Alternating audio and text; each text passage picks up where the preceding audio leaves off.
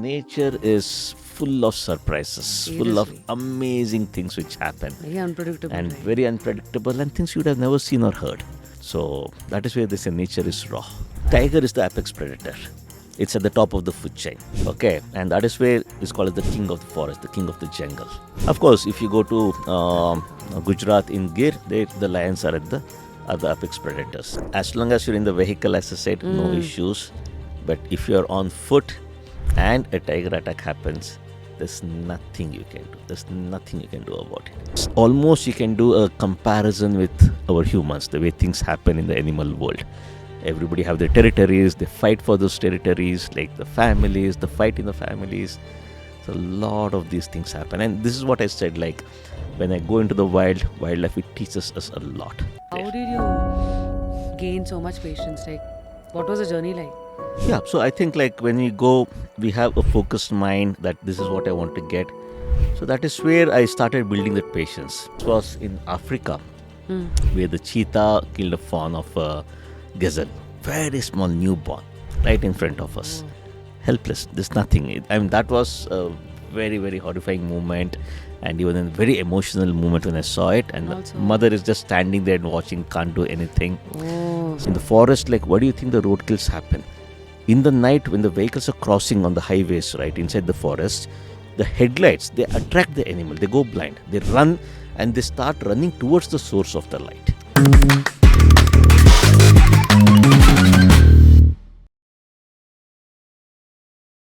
to photograph animals, you must be a part animal, part monk, part magician. I guess today in the studio, we have a good cocktail of all the three. And of course, it's my honor to host Mr. Sudhir, who is India's most influential and respected wildlife photographer, who's been behind the lens for 30 plus years. Sir, I think to introduce you, I would need half an hour. But without getting into, details, being a Wikipedia, talking Wikipedia, but what is this? Brand ambassador of Sony Alpha India currently. You've won the Wildlife Photographer of the Year in 2012, Yellow Border awardee, most influential photographer by Asia Photography magazine, listed in top 14 bird photographers in the world. Oof. The list goes on. Thank you, Rashmi. So this is actually our way of showing off, what an influential personality we've got. Guys, let's dive into the world of wildlife photography and the human behind. Firstly, sir, how are you? What's up? Completely energetic. Just back from a 1 month trip from Ranthambore, Pilibet, Panna Tiger Reserve, and seen and photographed lots and lots of tigers. So completely energized back home over here. Small break. In fact, during these times is what I call as vacation time. When I'm back home, it's vacation time. When I'm traveling, it's work time for me. It's the other way. Yeah, I know. It's like, I don't want to call it an irony, but I mean, that's how the world always functions, right? Somebody's luxury is always somebody's work is always somebody's luxury. So, looks like you've been enjoying life through lens thoroughly. Oh, yes. Absolutely to the core. I think I saw a couple of your stories on Insta wherein you're dancing, cutting jokes, vibing with your students. So, I mean, is it right to assume that probably you've seen more tigers than humans of late? Yeah, you can say that. I mean, like somehow I always try to avoid the humans, interaction with the humans, and being out there in the wild with my friends. I think that is what I love the most. Wow. Looking at your life, right, it's a very interesting transition from boardroom to the jungle, right? So they always say passion is not not like a cakewalk for probably for people like you. You think you yourself have said somewhere like passion is a plan, right? Yes. So So I think, yeah, as you rightly said, I think the boardroom became quite boring. And then I think the jungle was the main calling for me and just jumped into it. I think it's 2013 is when I quit my corporate world. And since then, I've been full time into this wildlife photography and mainly as a photography mentor for a lot of youngsters, budding photographers, so guiding them to be a better photographer. So that is what my focus has always been. wow. The minute you say wildlife, I see these long lenses, the camouflaged, the pattern, all the cool stuff comes to one's what do you call imagination. But what is the truth like? See, I think if you ask me, wearing those camouflage colored clothing and kind of dull colored and more forest friendly is more of a kind of like we syncing with the forest. Even now, also, if you see, it's more of this nice green elephant pattern, what I wore. So I think it kinds of gels with what we do out there in the wild. And in fact, for the animals, like the way they see humans and the way they see the things around them is more of in the black and white kind of a thing. But that is where we say like try to wear less contrastic colors, because like higher the contrast, the animals can find out. Oh, so higher the brighter the color? Yes, The so more contrast is contrasty, the animals can make the pattern discover. It's kind of the shades of grey. So the darker shades of grey, it really hits it. So that is where a little bit mild, toned down version is where we gel with the forest colors. Mm. Okay, so now where do we start? Before I get into the technicalities of what it takes to be a wildlife photographer, technicalities of the cameras, how much money you all can make. Tell me, how do you start your day? Man, always trying to find the animal in the best of action. How do you start your day? Like, what's your routine like? See, my routine depends where I am. So, for example, if I take at home, it's completely relaxed, chilled mode. So I sleep at probably like 11:30, 12:30, 1, sometimes late night. In fact, yesterday night I was sitting and watching a movie with my wife at home. So it's more of relaxed stay at home. Morning I get up at 7, 8. There's no timing as such. But when I'm out there in the forest, the discipline is extremely important. The way you schedule your time. So that's what actually matters the most. People ask me, so being in wild, going out there, getting up so early in the morning, doing 20, 30 continuous safaris in the vehicle is not easy. So that is where they ask me, like, how do you maintain your health in all these aspects? So that what's is your where routine in the jungle? so that is where so morning as a part of my workshop, say Panna Tiger Reserve, I'm just back from there. I get up at 3 o'clock in the morning. So between 3 to 4, I try to finish off all my office work. A lot of emails, pending emails, replies, comments, my own work, posting, scheduling the post for social media. So all those things I finish off in the morning between 3 to 4, and then half an hour I try to get ready. 4:30 we have to be out for the safari. So half an hour I get ready for the safari, freshen up and make sure the camera is charged, all the memory cards, everything is copied and everything is formatted. So once all this is done, by around 4:30 we leave, so we exit. 4:45 we are at the gate, because 5:30 is the park entry in central India now in the summers. And so then we get ready and 5:30 we enter the park. Now, while in the safari, I teach wildlife photography to my participants, students who would have come. So it's 2 people in my vehicle, so I teach them. Typically, like I have 4 people with 8 participants. So Totally. morning, yeah, totally. That's the size of my wildlife photography groups here in India. So right from 5:30 to 11:30, we're in the park. So it's a long morning hour, and the first two hours is typically when we go after the tigers. So that is the time when the tiger movement is there. So photographing the tiger and finding them, and little bit once the temperature starts going up, like post 8:30, that is when we kind of find them near the water bodies. So we go around, wait near the water bodies, and in between, when not much movement, nothing is happening, we quickly try to go have breakfast and come back. In the sense, we carry breakfast as a part of the safari, and there are center points where we can get down, have breakfast. So typically, like these arrangements are there in the forest. So we have breakfast and we come back, and that is where we again continue our search for the tigers. And in the process of searching for the tigers, like whatever other subjects we get, we keep documenting them, we keep capturing them. What are the So, other subjects usually? Right from you can come across even leopards, and of course all the commoners like the spotted deer, sambar deer, nilgai, jackals, langurs, rhesus macaque. So all these various species and a lot of birds as well. So we come across these, and typically my workshops which I conduct, it's more of assignment based.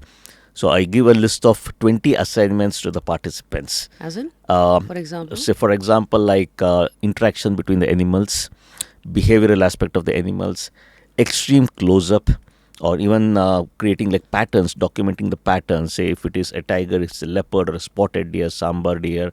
So the skin pattern for each one of them is different. So just try to document only the patterns. Then even kind of a high key, low key, it's more of using photographic techniques. We create different kind of creative images, and even try to think and work in black and white. So those kind of images also. So it's a different kind of assignments, action, yeah.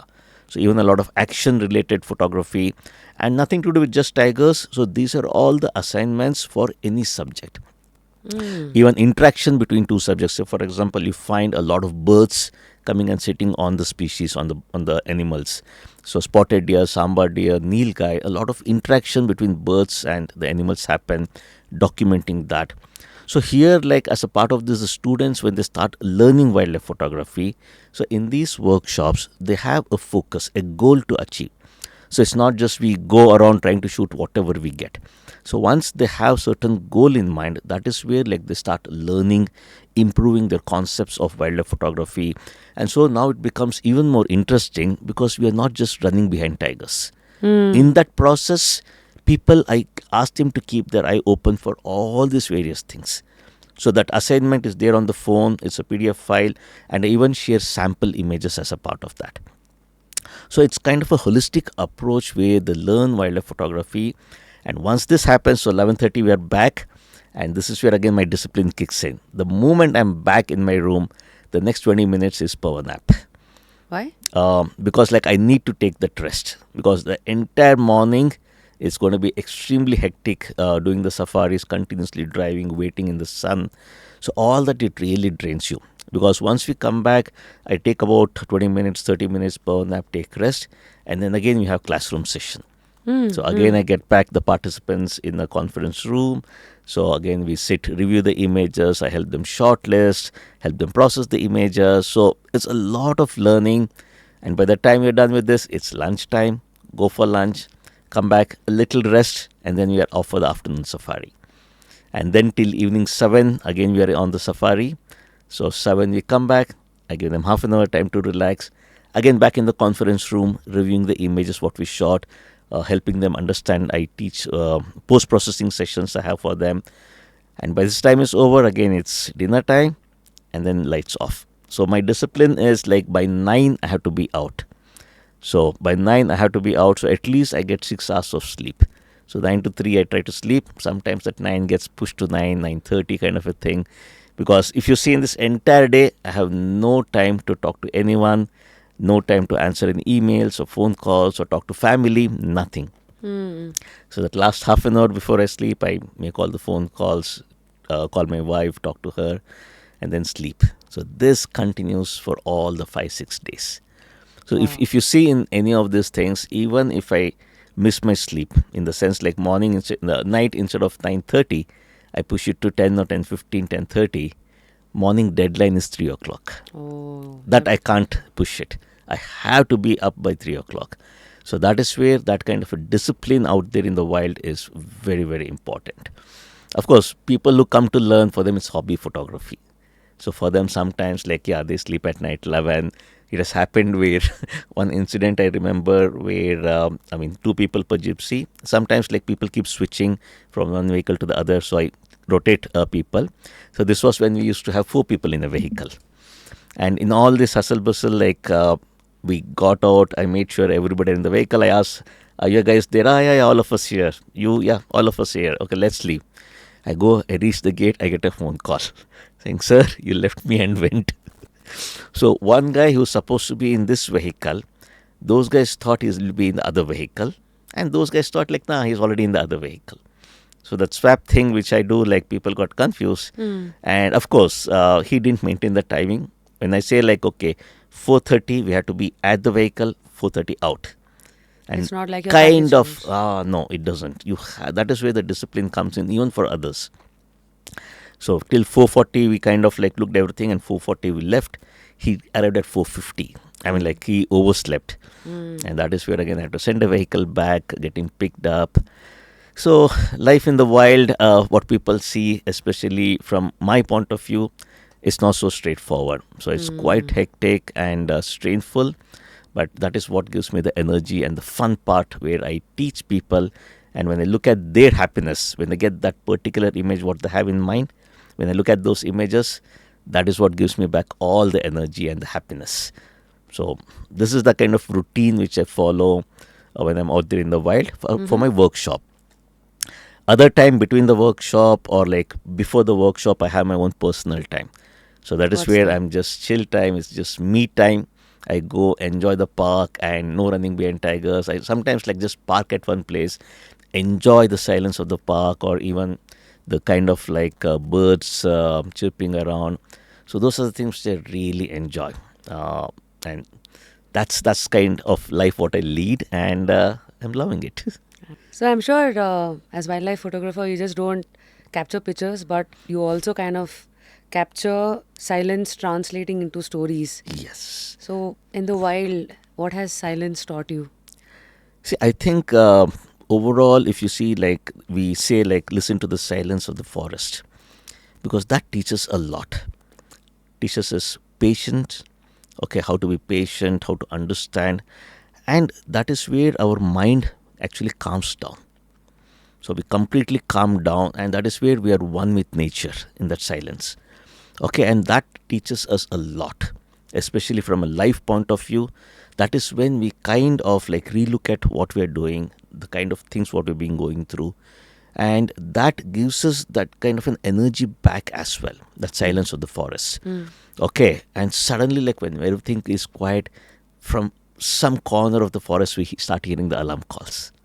Like? So it could be a spotted deer alarm call indicating that there's a tiger or a leopard close by. What does it sound like? So, oh, oh. So this is the spotted deer.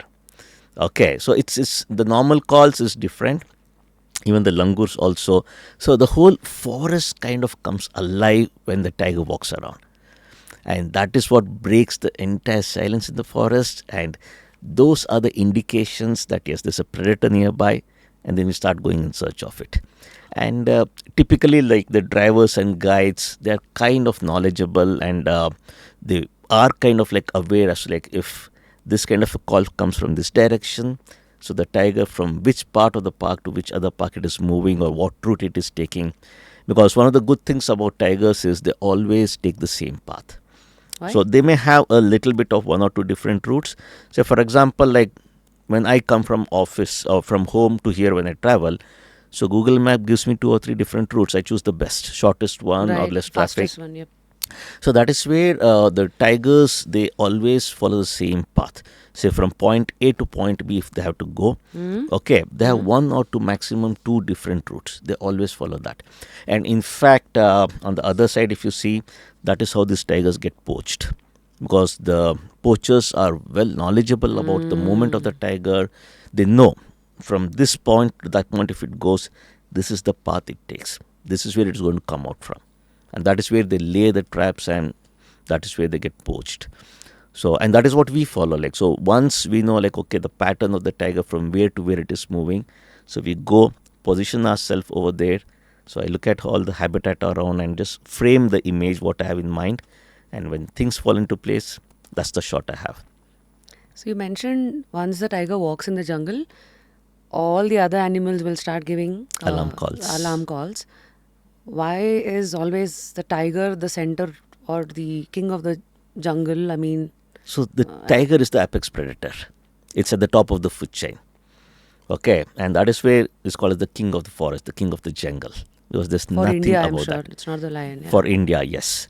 Of course, if you go to Gujarat in Gir, there the lions are at the apex predators. So there's no tigers in that part of the forest. So it's always the tigers which are the apex predators, and they're the king of the jungle. And I mean, they're majestic. When you Right. see them walk when they come towards you, right? I have seen tigers like close by, just few feet from me. Actually, they just walk by you, and they walk. Sometimes they just stare at you like this. Just It's a like- few feet away. yeah, just in fact, where was I? This was in Ranthambore. So during the Ranthambore workshop, all the vehicles were jam packed. It was kind of a narrow road and no other place to go. So suddenly the tiger appeared, and in fact, the person who was actually shooting the vehicle, they were looking at another tiger and shooting there. They didn't know about the second tiger which just walked beside them. Okay, we are seeing like oops kind of a thing, and there were two people in the vehicle. One person, she was just focusing and shooting that tiger. The other person was shooting to the left and standing like she just looked like this tiger just walking beside her. Damn. So and see, as long as we are in the vehicle, it's absolutely safe, no issues. How's the vehicle? And Is it like caged or is it? it's open gypsies. So it's the open gypsy which we travel in, and it's absolutely safe as long as we are inside the vehicle. And the tigers, they know that people who come in these vehicles, they mean no harm to us, Oh yeah. and they are not part of my food chain. So that is why the least bothered. They just walk around the vehicle. And in places like Ranthambore, the tigers actually try to make use of the vehicle as hide to do hunting sometimes. So Oh, that yeah? also they do. So for them, it's like people in the vehicle who come for the safaris, like we are part of the habitat for them. They're already programmed. Like Oh, they've seen yes. enough. Like out of curiosity, we all know how we react to tigers. Mhm. Like how does how do tigers react to humans actually? What's the first reaction like? See, as long as we're in a vehicle, as I said, like they don't bother, they don't care. But if the tiger sees human on foot, okay, they don't like it. Yeah. Because going back to history, they have always seen people on foot, humans on foot, okay, as people who come after them to kill them. Okay, so historically, that is how things have been. So they always see people on foot as a threat to them. So two things will happen. One is they look at you, they run away. Second is they attack you. So generally, these are the two things which happen if you are on foot. In fact, recently that incident happened at Ranthambore Tiger Reserve where a ranger, so ranger like from as a part of his regular duty work, like he was coming, the tourism time had started, 3 o'clock in the afternoon, and he parked his vehicle a little further, and then he was walking towards the gate where the tourism or the safaris start, and there were two tigers sitting inside, and they attacked and they killed him, forest ranger, unfortunately. So this is where when and also the other thing with the tiger behavioral aspect is this kind of things, the adult tigers, they don't do it. 5 years, 6 years, 8 years, 10 years. Adult Oh. tigers, they don't do this. So typically these kind of conflicts which happen, this is typically done by the sub-adult tigers. That's So between 1.5 years, 2 years. So that is when they're learning the art of hunting. A lot of things they're learning. So a lot of times historically we have seen these kind of conflicts are more in these kind of sub-adult tigers rather than fully grown. Of course, fully grown also conflicts have happened where if they're on a kill, if they're already feeding on a kill and suddenly people come in, so that leads to conflicts. Or if they have cubs, if they're babies with them and again humans on foot approach them, that also leads to these conflicts. So it's at the end of the day for us in wildlife photography, it's all about understanding the animal behavior. And we use that knowledge basically to create all these wonderful images. They usually say tigers attack from behind. Yes. Have you kind of, or do you all go prepared just in case some attack happens from the front, what I should be doing? And if something happens from behind, do you all like kind of go prepared? See, as long as you're in the vehicle, as I said, no issues. But if you're on foot and a tiger attack happens, there's nothing you can do. There's nothing you can do about it. These are huge, majestic creatures. Okay, and when they come in front of you, and especially when they go up like this on the tree, they're right there on top of you. At least So this 10, 12. if this goes straight feet, up, it will be at least 8 to 10 feet easily. So they're huge, and there's nothing you can do about it. See, we have seen in movies, oh, I'll fight like this, I'll do this. Nothing. You just have to surrender yourself. Are there any cases wherein miracles have happened and then they've just walked away? Oh, yeah. In fact, this has happened to my very close friend, Gobind Sagar Bharadwaj. So he's now the NTCA General Secretary, like he's the head of Tigers for India. So he heads the NTCA, the National Tiger Conservation Authority. So he, like when he joined his, as a DFO, when he had joined and new duty, like new post he had got. So he had got transferred and he went there. First day of duty, like full white shirt, like fully formally went. And the villagers came running and informed that like there's a tiger nearby. And that area locality was not known for tigers. So he thought they must have seen a leopard, or then no. They said it had stripes, everything. Then he even thought like it could be a striped hyena running in the bushes, and they thought it's a tiger. So in fact, he went along with the villagers, went close, and the villagers said we saw it last over there somewhere. So he went close to that, trying to inspect where the things is, and people are with him. So he just turns back to ask like, okay, where did you last see? And he see people running away. Okay. Oh. Next moment he knows he's on the ground. So in that fraction of a second, what actually happened is the tiger was behind the bushes. When he turned around, that is when the tiger pounced on him. Okay, Damn. people saw the tiger coming out and they started running, and that is when he turned to ask. All fraction of a second. And then like it gave a huge like push at the back like this. So from the paw, it hit him hard, punched him to the ground and sat on him. And he's bleeding like with all the whole claws, everything comes out when it punches you like this. And Like basically needle like, it is getting in, yes? yeah, it just punched him onto the ground and sat on him. He's bleeding, everything. And like he said, like, Sudhir, the last thing over there when it happened, I just remembered my family because I was saying goodbye to them. Because tiger, if it's on you, you're done. And for whatever reason, he just sat on him. He did not do anything. And by the time the villagers and the forest officials, they came back, they shoot the tiger away. They thought he's already dead. They pulled him, then they realized that he's alive, and they took him to the hospital. And in fact, even now when we meet him, right, so he has a tiger pug mark on his back. So the only human being alive with a tiger pug mark on his back. So that is one Wow. very, very rare incident where he survived that attack. And I'm sure there are a lot of other attacks as well, similar, where people have survived with a lot of injuries. Even like this happens, Sundarbans, a well-known place for tiger attacks. Corbett, another place well-known for tiger attacks. And a lot of other places is more of conflict which happens. So that way, a lot of places on and off, these kind of conflicts, these incidents keeps happening.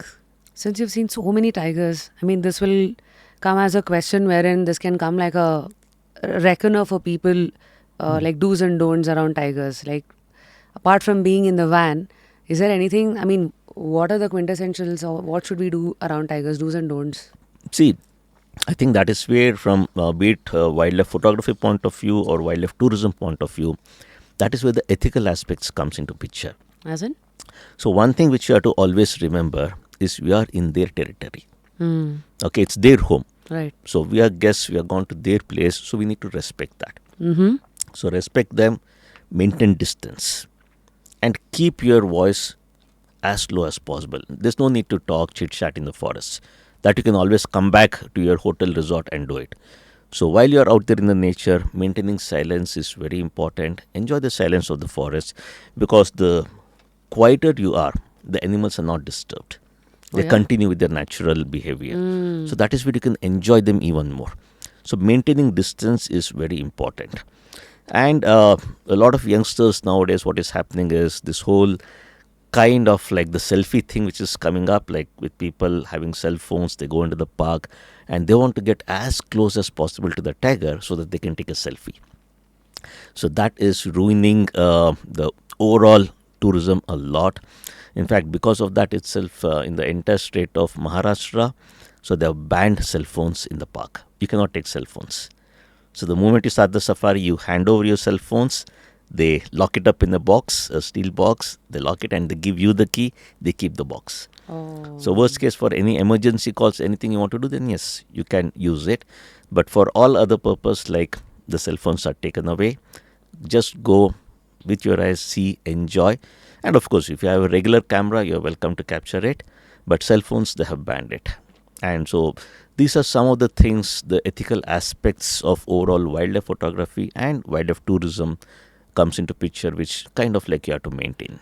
And also, like I remember when I'd gone to Philippines, when I had to swim with the whales, they had given a mandate saying shouldn't wear sunscreen because the smell can disturb them. Yes, so yes. likewise in the wild, do you have things like don't wear perfume, the color of the Yes, kapda? absolutely. Yes, especially like we keep saying avoid wearing perfumes, or even kind of scented moisture lotions. So any of those things which doesn't gel with the forest smell or gel with the forest, we ask them to avoid that. But all said and done, there are people who just don't bother about this. They come chit chat. They come with so much of scent, and like I've seen people wearing fluorescent jackets and all inside the park. So they are those regular touristy kind of people who come, and yeah, I mean tourism is filled with like all kind of people over there, and no matter how much we try to create awareness and educate them, there's always people, that part of a crowd like who comes just to enjoy, have good life, and it sometimes it does cause kind of disturbances. So I have a doubt here. You kind of mentioned about how silence is very important in the jungle. But what happens when the vehicles are moving around? So all the wild animals are used to that sound, immune. Yeah, that is where if you see in the parks, the kind of don't allow the diesel vehicles because of the noise what they make. So that is where the gypsies are all petrol vehicles, and they kind of maintain a lot of silence. So when the gypsies moves in the park, a lot of silence is there, and as you said, like yes, the animals are kind of used to these vehicles. See, the animals are not used to people talking loudly in the park. They're used to the vehicles moving around. So that is where for them it's like, okay, the vehicle has come kind of a thing. But when people start chatting a lot, right? So that is where they don't like to come out. They just continue to sleep or relax. So that is where we say, you maintain silence, the tiger will come out. The more noise you make, it will just relax and continue to sleep, and it will wait for you to go away. So that is where if there are just one or two vehicles around a tiger, then it continues in its natural behavior. They come out, they sit on the road, they give you a fantastic view. But when more vehicle comes and then the shouting starts, and that is common in the current scenario because people who come at the back, they can't see the tiger.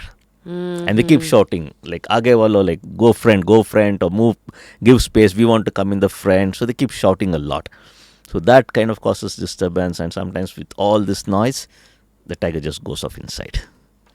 At a time, how many gypsies are there for these game drives generally in the forest?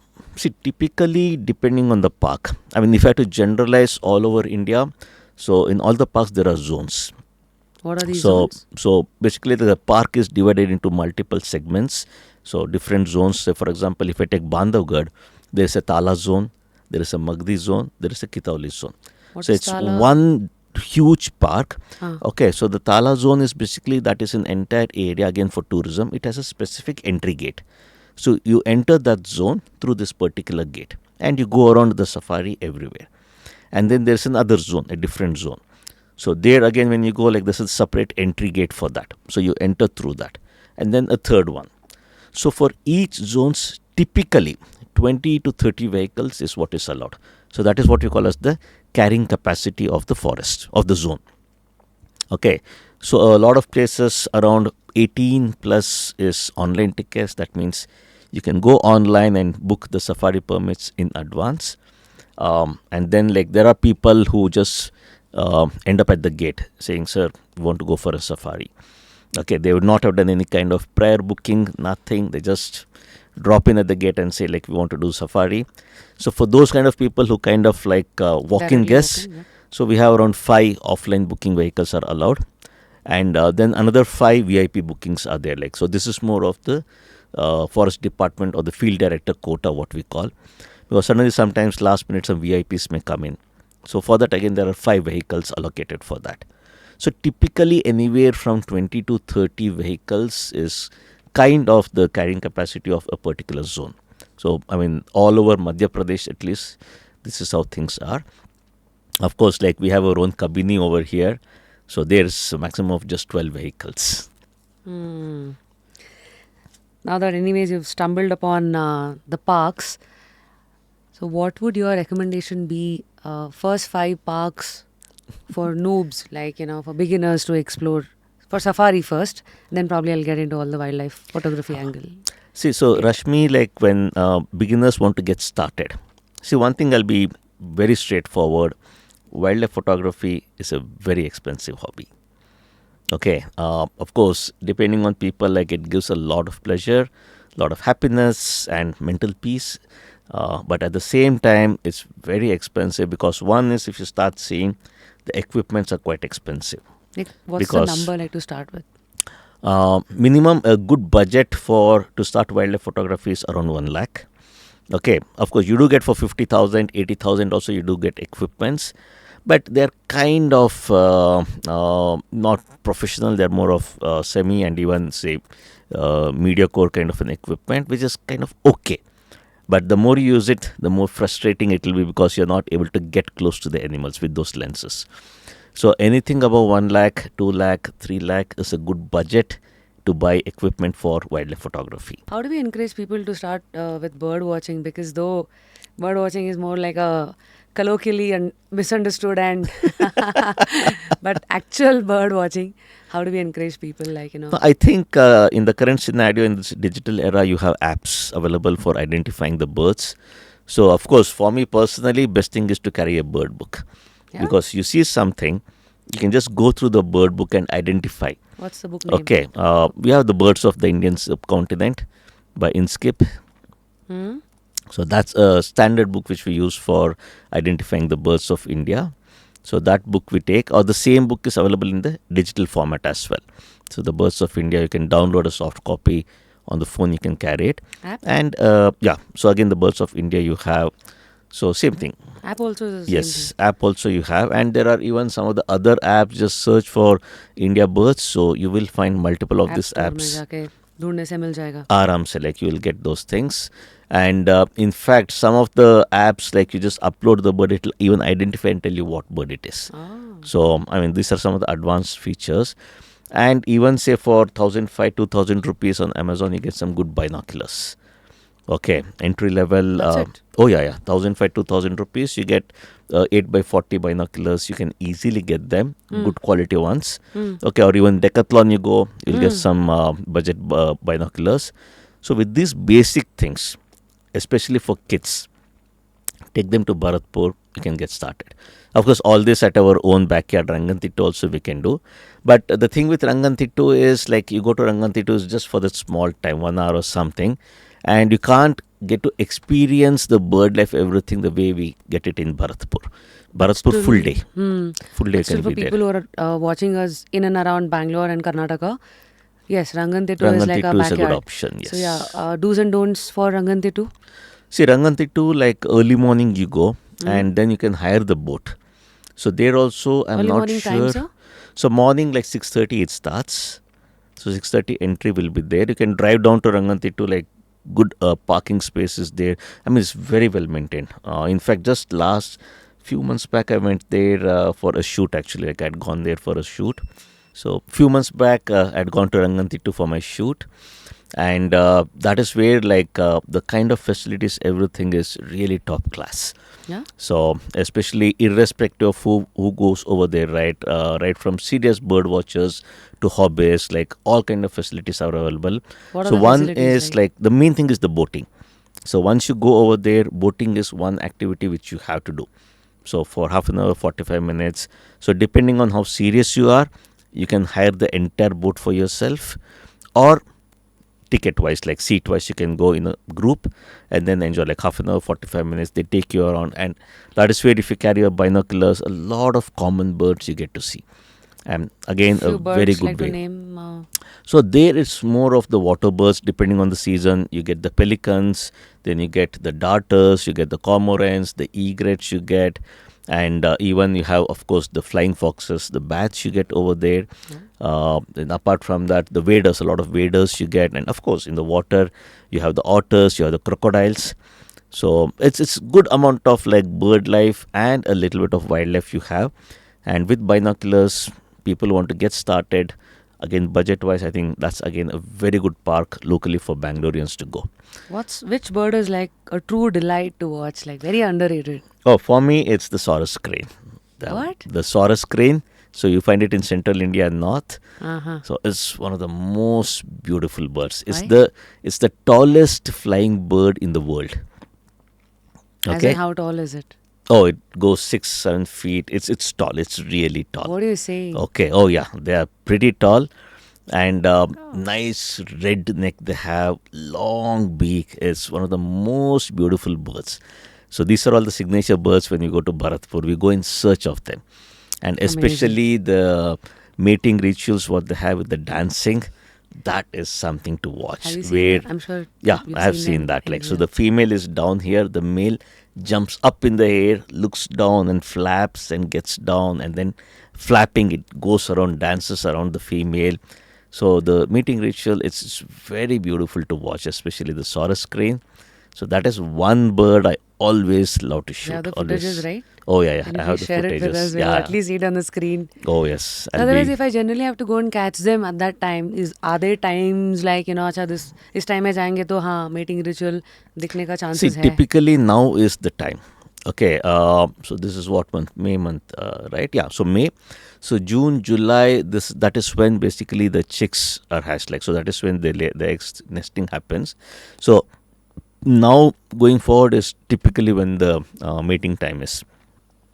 And of course, the other thing about Saurus cranes is like they mate for life. So they pair for life. Okay. So, which means for whatever reason, if one bird dies, the other commits suicide by not eating. Oh. So, it's a well known fact in the Saurus crane. So, that is where in central North India, it's a strong belief that Saurus cranes, like, they worship them and they don't kill them. Because they know, like, if they kill one bird, if they hunt for meat or whatever, for one bird, if they kill, the other also dies. So, that is where they don't hunt or they don't kill the Saurus crane in North. Just a joke. मतलब for the forest department, it's like the big boss house. They're like watching all the Oh, tigers yes. in surveillance, like cameras में देख रहे हैं सब. In the tourism area, they have watchers. So that is where the ground staff, the forest watchers are there. They go on patrolling, they keep watching. And we tourists, we are also the eyes of the forest. So we notice something, like especially with photographs, we immediately send it to the department that, hey, this particular tiger, something is wrong. Because like I have photographed in Ranthambore where a porcupine's thing had gone into the tiger. And it's sometimes if it's not treated, not taken care of, it's fatal. Okay, especially what the tigers do is like sometimes it just drops off, no issues. But if it has gone little bit deep in, okay, it can prove fatal. So those photos we send it to the department, and depending on the area zone where you have photographed, and tigers also with the markings, you can identify what tigers they are. I was about to ask you, like, Yeah. you have the numbers, right? Yes. Then how do you identify the tiger? It's like fingerprints for us. So every tiger has different stripes, markings on the face. So typically, like we take close-up shot of the face, the side, or even the patterns, side patterns, and we have historical photos as well. So we compare. So in fact, a lot of parks there are books. I mean, like not books, I would say, PDF files about tigers of Ranthambore, tigers of Bandhavgarh, so tigers of Kana, Panna. So people have kind of based on their own hobby and the frequency at which they go to the parks. So they create their own documents about all the tigers of that park, and sometimes it gets circulated, and we use it as a reference. So just on the phone we have those PDF files, we shoot, we compare. So that is how we identify. And also more or less when we go to one particular area, we see a female and the size of it we see, we know, okay, this is the tigress. We know that. And if a male comes into that area, we know this is that male because they are territorial. So unless like if a tiger from other place comes in, where this confusion has happened, where suddenly we see a male in that area, everybody says, oh, this is that tiger. But on close inspection and comparing images, like, no, this is a new male. We have not seen this before. So from some other zone or from other park or from other area, like it has come in like in search of territory or in search of establishing a territory. Because it gets challenged in its own area, it gets challenged by another tiger. And in case like if he loses, he will be out of that zone, out of the territory. So he has to try and establish a new territory. That is where they come in search of new territories. That is where the clash also happens. So, I mean, see, if you see, right, it's almost you can do a comparison with our humans, the way things happen in the animal world. Everybody have their territories, they fight for those territories, like the families, the fight in the families. So, a lot of these things happen. And this is what I said, like, when I go into the wildlife, it teaches us a lot. At times it's a mirror. Oh, yes. Mostly, You can yeah. reflect what you see over there. You can actually reflect that and say, hey, this is similar to my story, or like I've seen this before. So that's the beauty of this wildlife. Sir, as Indians, I think last we heard of Save Tigers, a campaign. Hmm.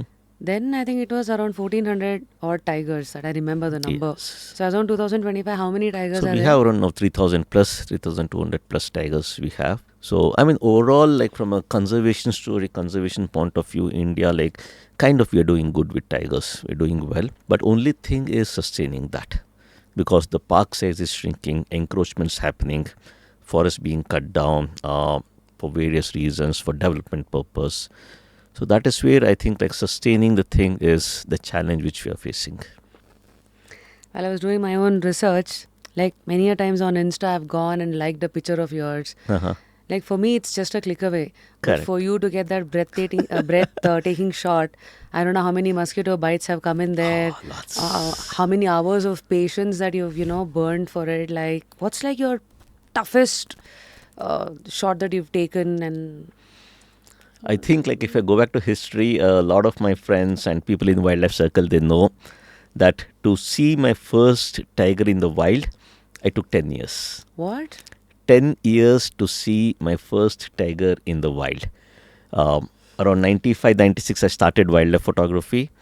And then 2006 is when I saw my first tiger in the wild. Just a side joke. Because, I'm sure your wife is very lucky. How patient you are. Illa, no, especially when it comes to going to shopping with wife, zero patience. Oh, that's only for the wild, huh? Oh yeah, only in wild. In fact, like this incident happened where I'm a jungle person. I don't like city tours or visiting places, cities for temples. I'm not that person. And so any holiday vacations, I mean family trip if I had to do, like I was, oh let's go to that park, let's go to this park and all. And of course, at family, like family and friends also, they come with me, we go together.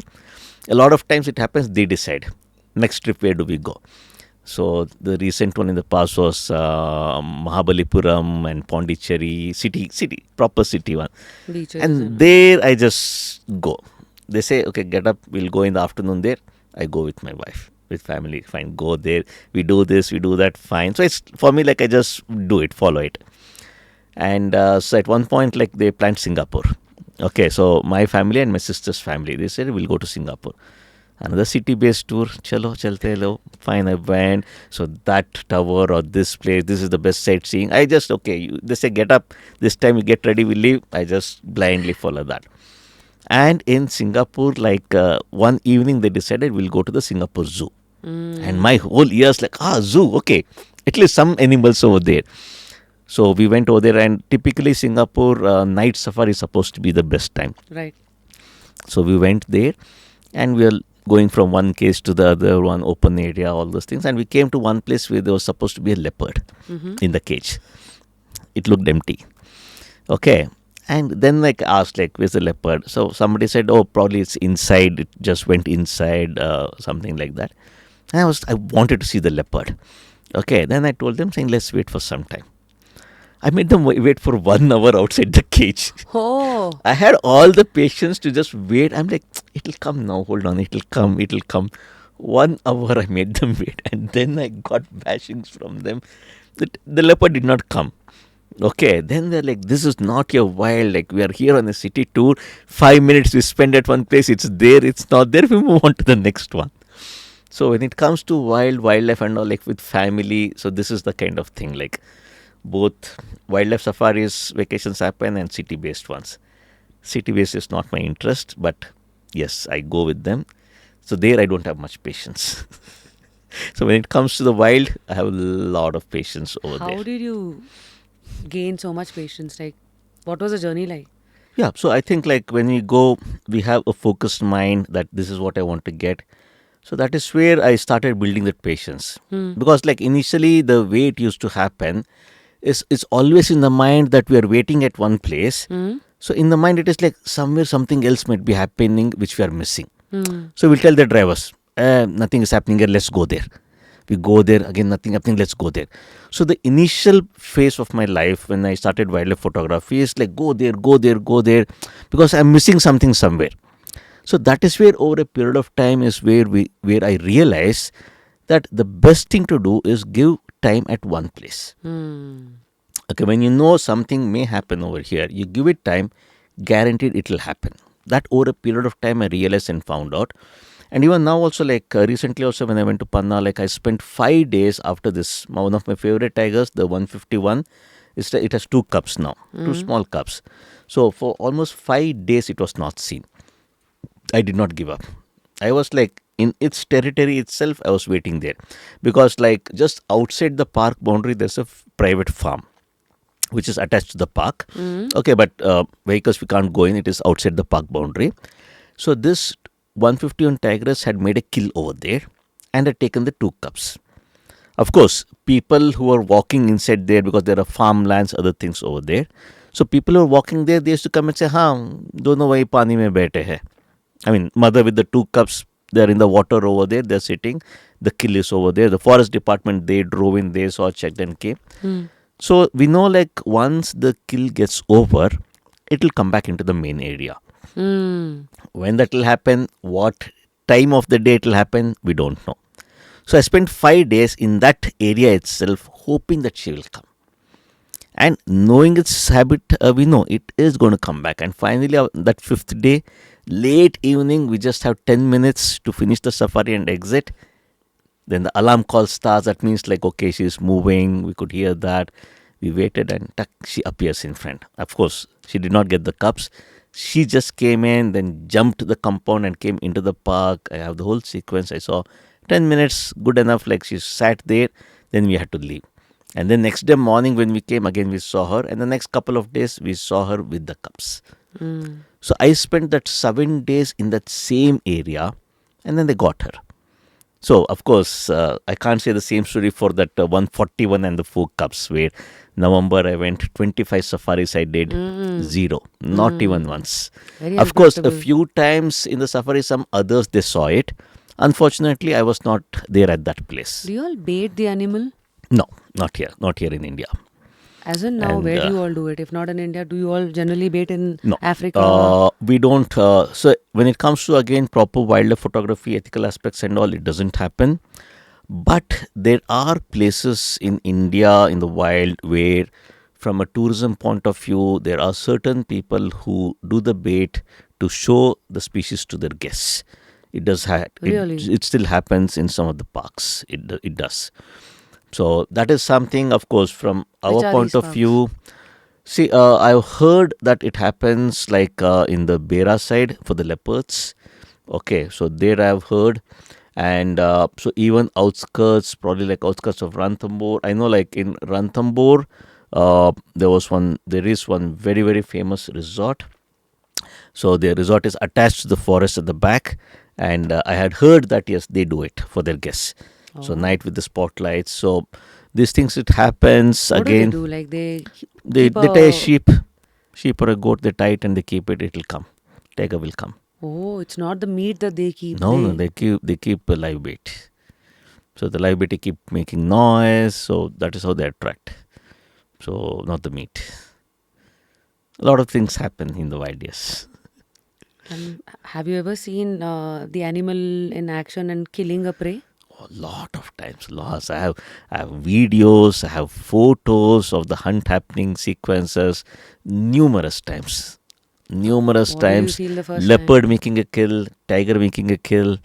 So a lot of times I've seen and photographed them. So What has kind of shocked you or made you it's helpless? nature. What It's I mean, nature. Yeah. It's nature. I mean, we don't interfere in that. And in fact, I've seen this was in Africa, where the cheetah killed a fawn of a gazelle, very small newborn, right in front of us. Helpless. There's nothing. I mean, that was a very, very horrifying moment, and even a very emotional moment when I saw it. And Also- the mother is just standing there and watching, can't do anything. Oh, So, and same thing happens here also. But the other side also I have seen here in the wild. Has it? Okay, where tigers, especially like the adult tigers, there are stories, even few times I have seen, where the very young spotted deer fawns, newborn ones, the tigers, they don't kill them. Okay.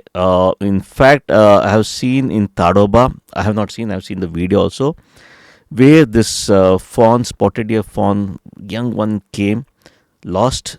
Tiger was there. Tiger didn't kill it. So the way the tiger lifts its own cub, right? So typically, like at the neck, they hold it and they lift it. So the tiger basically lifted that spotted deer, went to the side and placed it at a safe place in the bushes, came and went off. So people thought it Wow. must have killed it in the bush, but others noticed that was still alive over there. So it just took and kept it over there. So there are a lot of these stories. Even there are videos out there with the lions protecting gazelle cubs from another lions, and even a leopard taking care of a baboon baby. Wow. Okay, it killed the mother, but the baby was still hanging. So after killing the mother, he didn't know what to do. So then the baby came, it took care of the baby on top of the tree, saved it from the hyenas down there. So I tell you, like nature is full of surprises, full of Seriously. amazing things which happen, Very unpredictable, and right? very unpredictable, and things you'd have never seen or heard. So that is where they say nature is raw. It's raw nature out there. And there goes your life, wherein you're not just shooting with the lenses, but with compassion and Yeah, focus. lot to learn, lot to learn.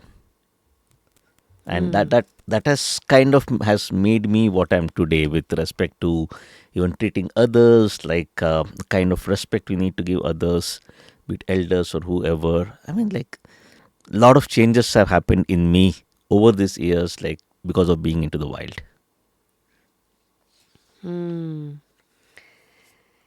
Now, I think I'll probably represent all the wildlife photographers, Hmm. beginners, enthusiasts who wanting to get into it, or the ones who are already in. Um, Three mistakes the new wildlife photographers often make. Good point.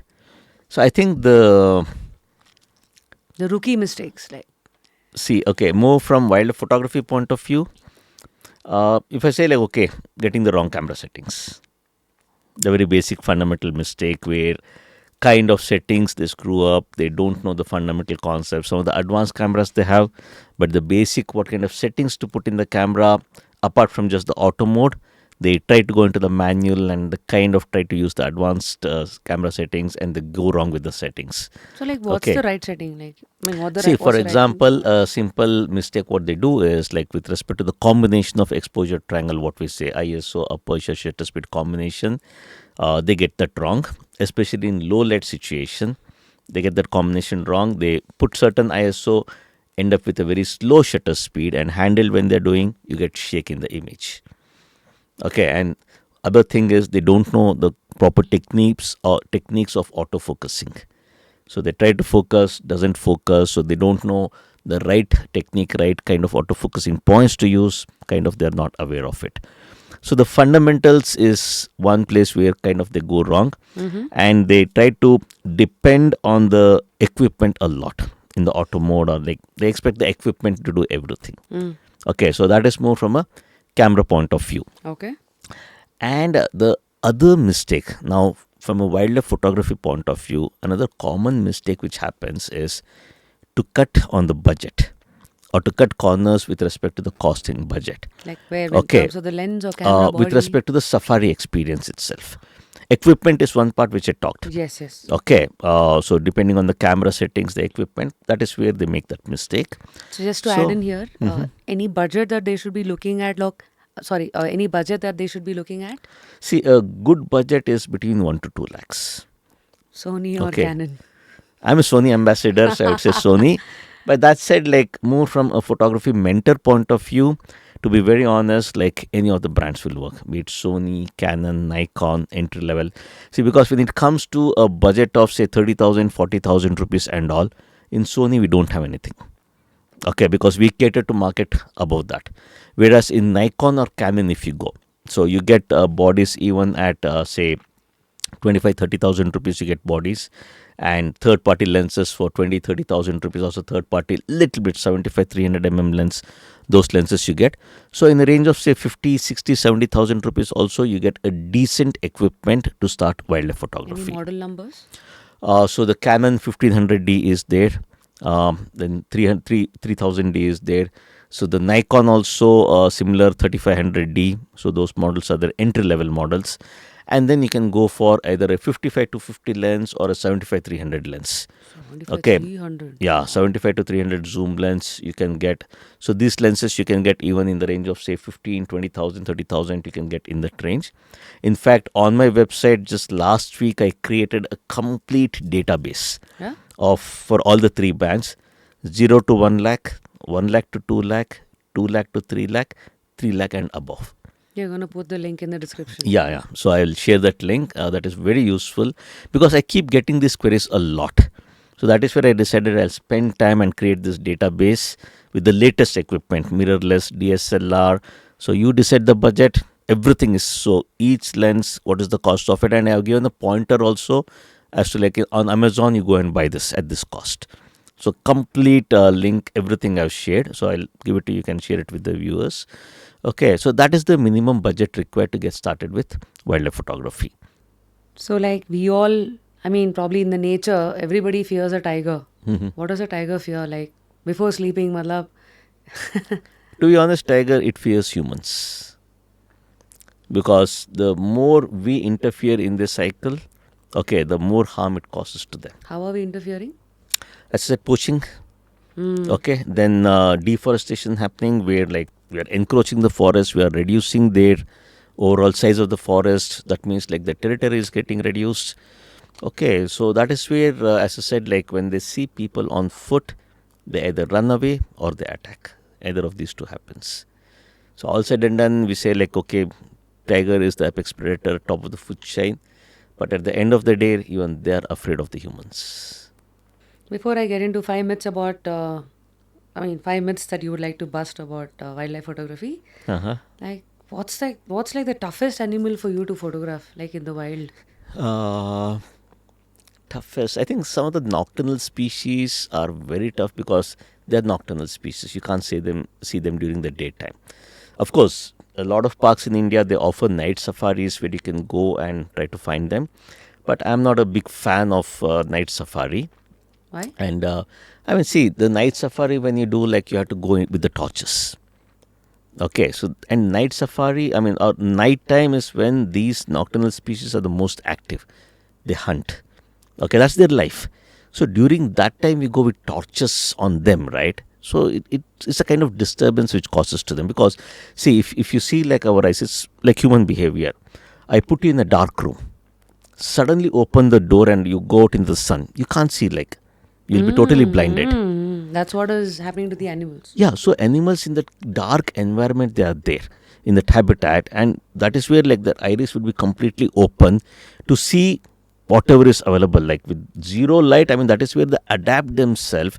That is why they're called nocturnal species. Right. They adapt themselves to the night, to the dark. And when it's so dark, they're going around, suddenly you put a torch, they go blind. Oh. Okay, they can't see anything, and that is where a lot of roadkills happen. In the forest, like, what do you think the roadkills happen? In the night, when the vehicles are crossing on the highways, right, inside the forest, the headlights, they attract the animal. They go blind. They run, and they start running towards the source of the light. So is this why also the movement is restricted in the night? Absolutely. That is where, like, in a lot of parks, the night traffic is banned for this reason. Primarily for this reason, for the roadkills. So nocturnals. So nocturnal species are one of the toughest to photograph. Okay. Have you tried managed? I'm sure. Yeah, daytime, like even I have seen and photographed mouse deer, which is a nocturnal species, a very beautiful species of deer. It's called as a mouse deer because it's very small, like a mouse, very beautiful. What are you saying? Mouse deer? Yeah, mouse deer. Okay. Allah, itna hoga? It's just small. It's like a mouse. It's a deer actually. Okay, proper deer kind of a thing, but size, look, everything is that of a mouse. It's called as a mouse deer. Okay, then the civet cats. Civet cats, again, nocturnal, very tough to see. Pangolins, porcupines. So these are some of the toughest to photograph in the daytime. And yes, at some point of time, I have seen and photographed them. So these are one of the toughest, challenging ones to photograph in the wild. So in your opinion, which sanctuary offers the most rewarding experiences for photographers? One is, if it is tiger, as I said, Ranthambore is the number one park. Okay, for tiger photography.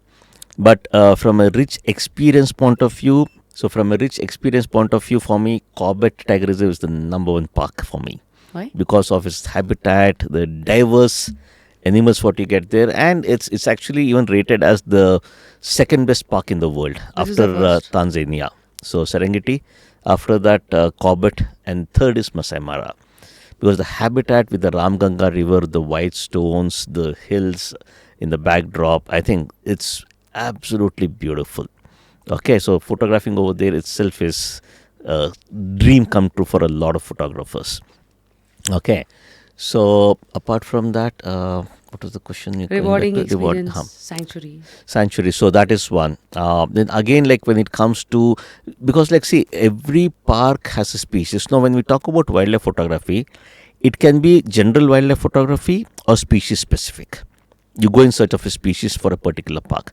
So for tigers, the best park is obviously Ranthambore. Then we have Panna, Tadoba, Bandhavgarh. On and off it keeps happening because of the variation of the number of tigers, cubs, everything, Where is sightings. Sundarbans?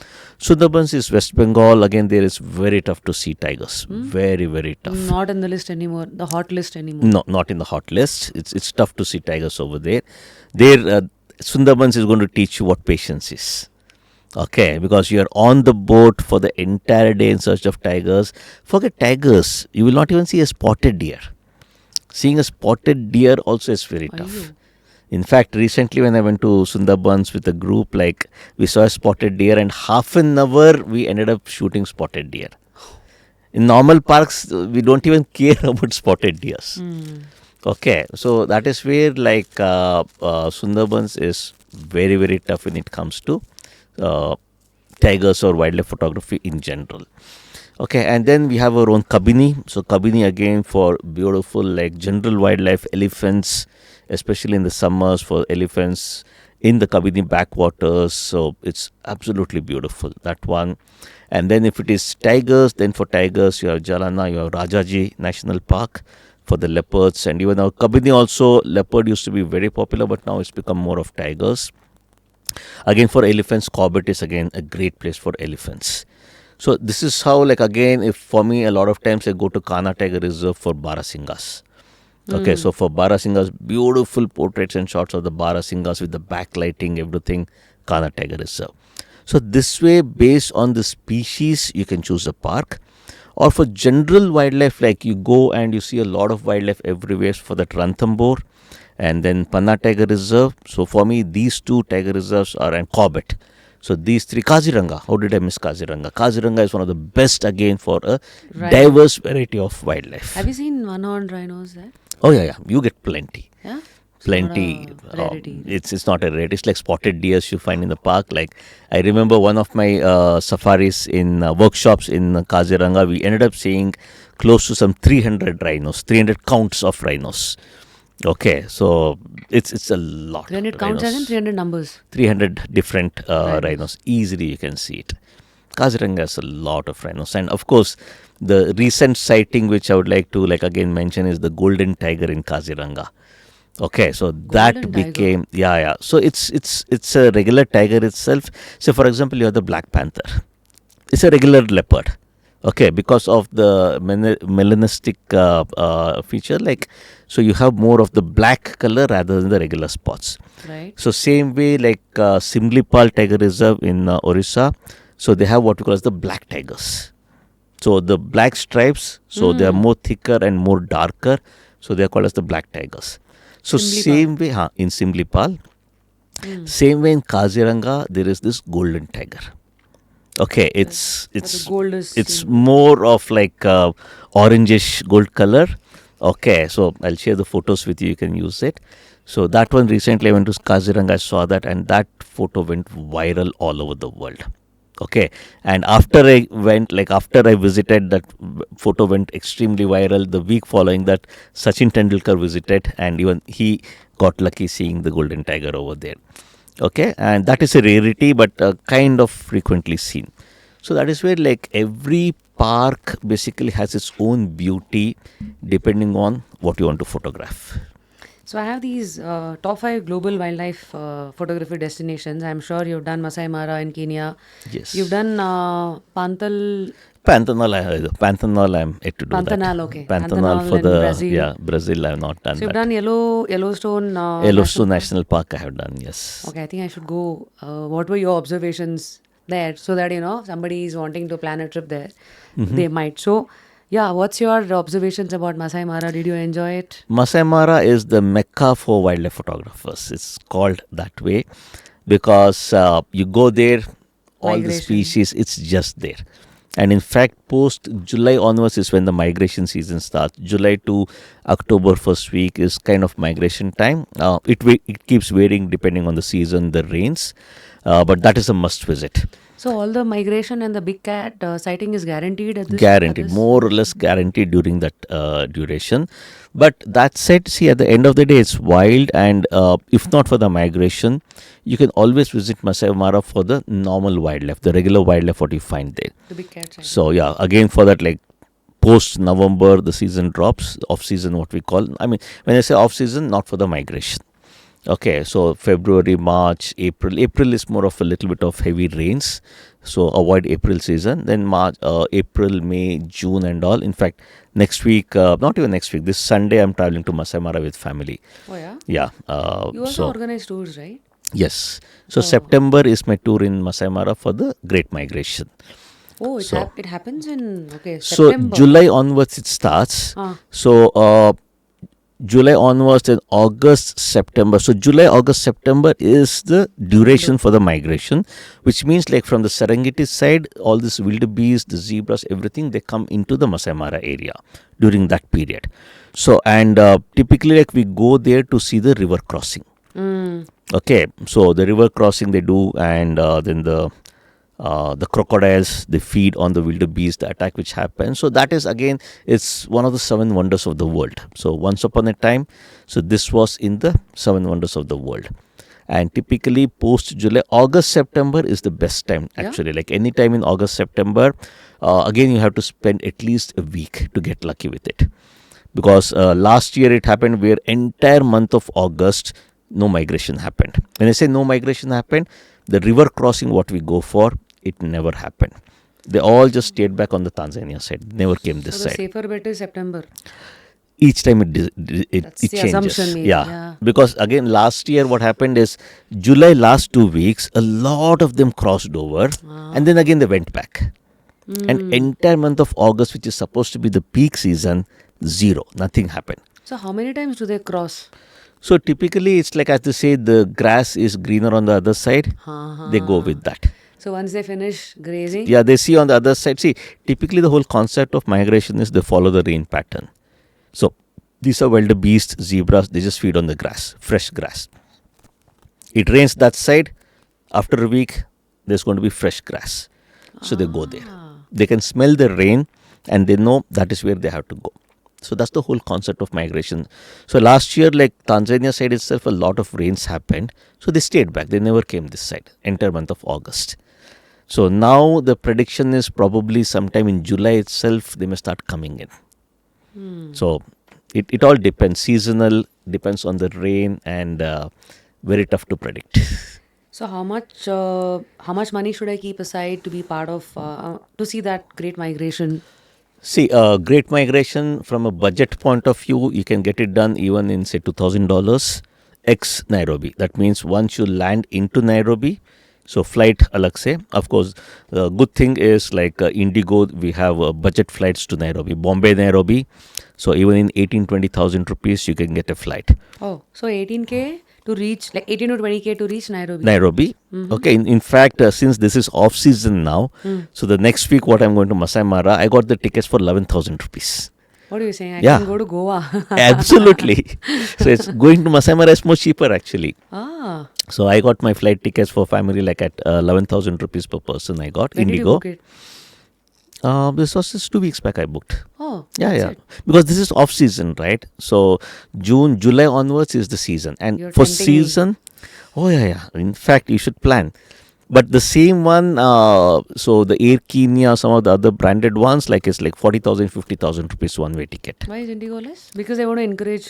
So Indigo is more of a budget one. Hmm. Okay, so it's the regular Airbus 320 or whatever, the regular ones which you fly here. is the same one which goes there. So the seats are not that comfortable. See, I mean, these flights are designed for this 1.5, 2 hours of journey. They're not designed for the 5 hours. Okay, but they have introduced it. So this is what, 5.5 hours journey? 5.5 hours journey. Nairobi, Bombay, Nairobi is 5.5.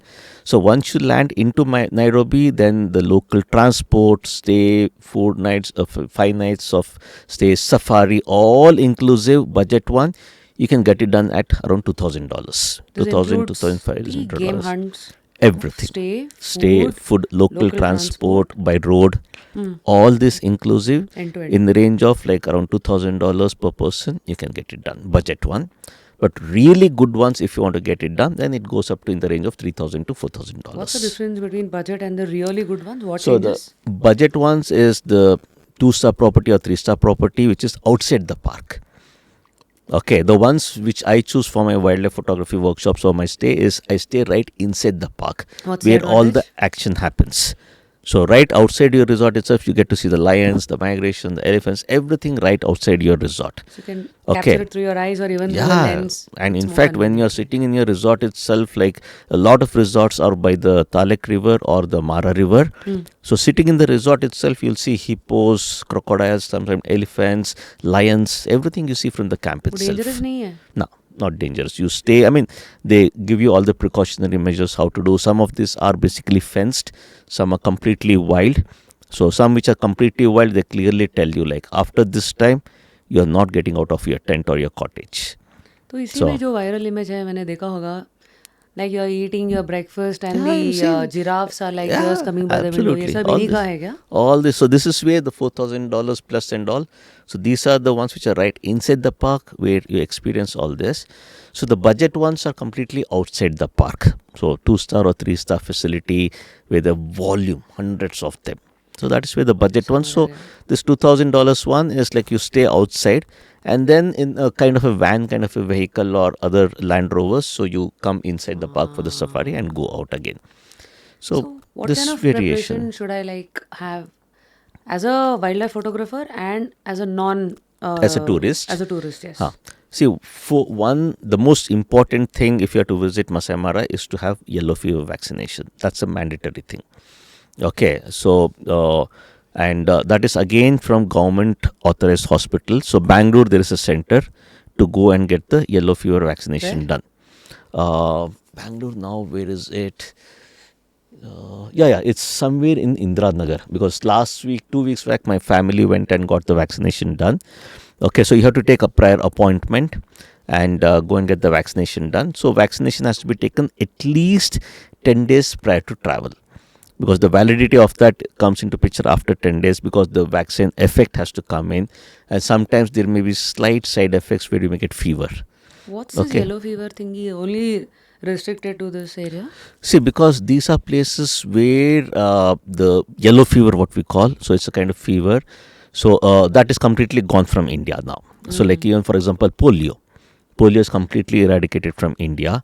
So but some of these third countries like Africa, some of this, it Third still world exists. countries. Okay, so there it still exists. So we have to make sure like you don't get that back into the country. So that is where these vaccines are required. That's why you go immune to it. So Yes, that you get the vaccination done. And the yellow fever vaccination, once you get it, it is valid for lifetime. So it's just a one-time effort you have to put it. So only once for Africa, is it? This is mandatory. it is mandatory to go when you go for Africa. Otherwise, like chances are they will not even be allowed to enter the country. Or even at the port where you like basically travel, say Bombay, wherever you travel from. So chances are in the immigration or there itself, they will ask you like, do you have your yellow fever vaccination certificate? You don't have it, you will not be allowed to go. Okay, so this is one preparation. Yeah. Apart from that, rest nothing much. I mean, like based on the season, whatever, even if you local travel, you also winter, rainy, like go with warm wear or just cotton t-shirts, those kind of a thing. Then, of course, from a currency point of view, dollars is valid over there. So it's good to carry dollars, and a lot of places credit cards are accepted. Now there are different types of tourists or travelers, right? Mm-hmm. Some like to laze around. Some like it, something like wherein they're always on their toes.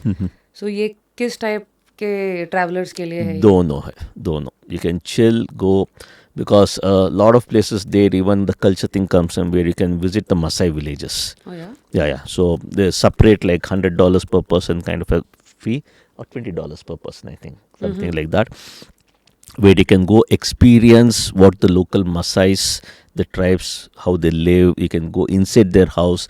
So there are villages set up for tourism purpose. Oh nice. So where you can go visit the village, and then they have the Maasai dance where the jumping thing comes in. You can participate in that, and how they live, the cook, the families. So a lot of those cultural thing you can experience by staying there. Like you can go.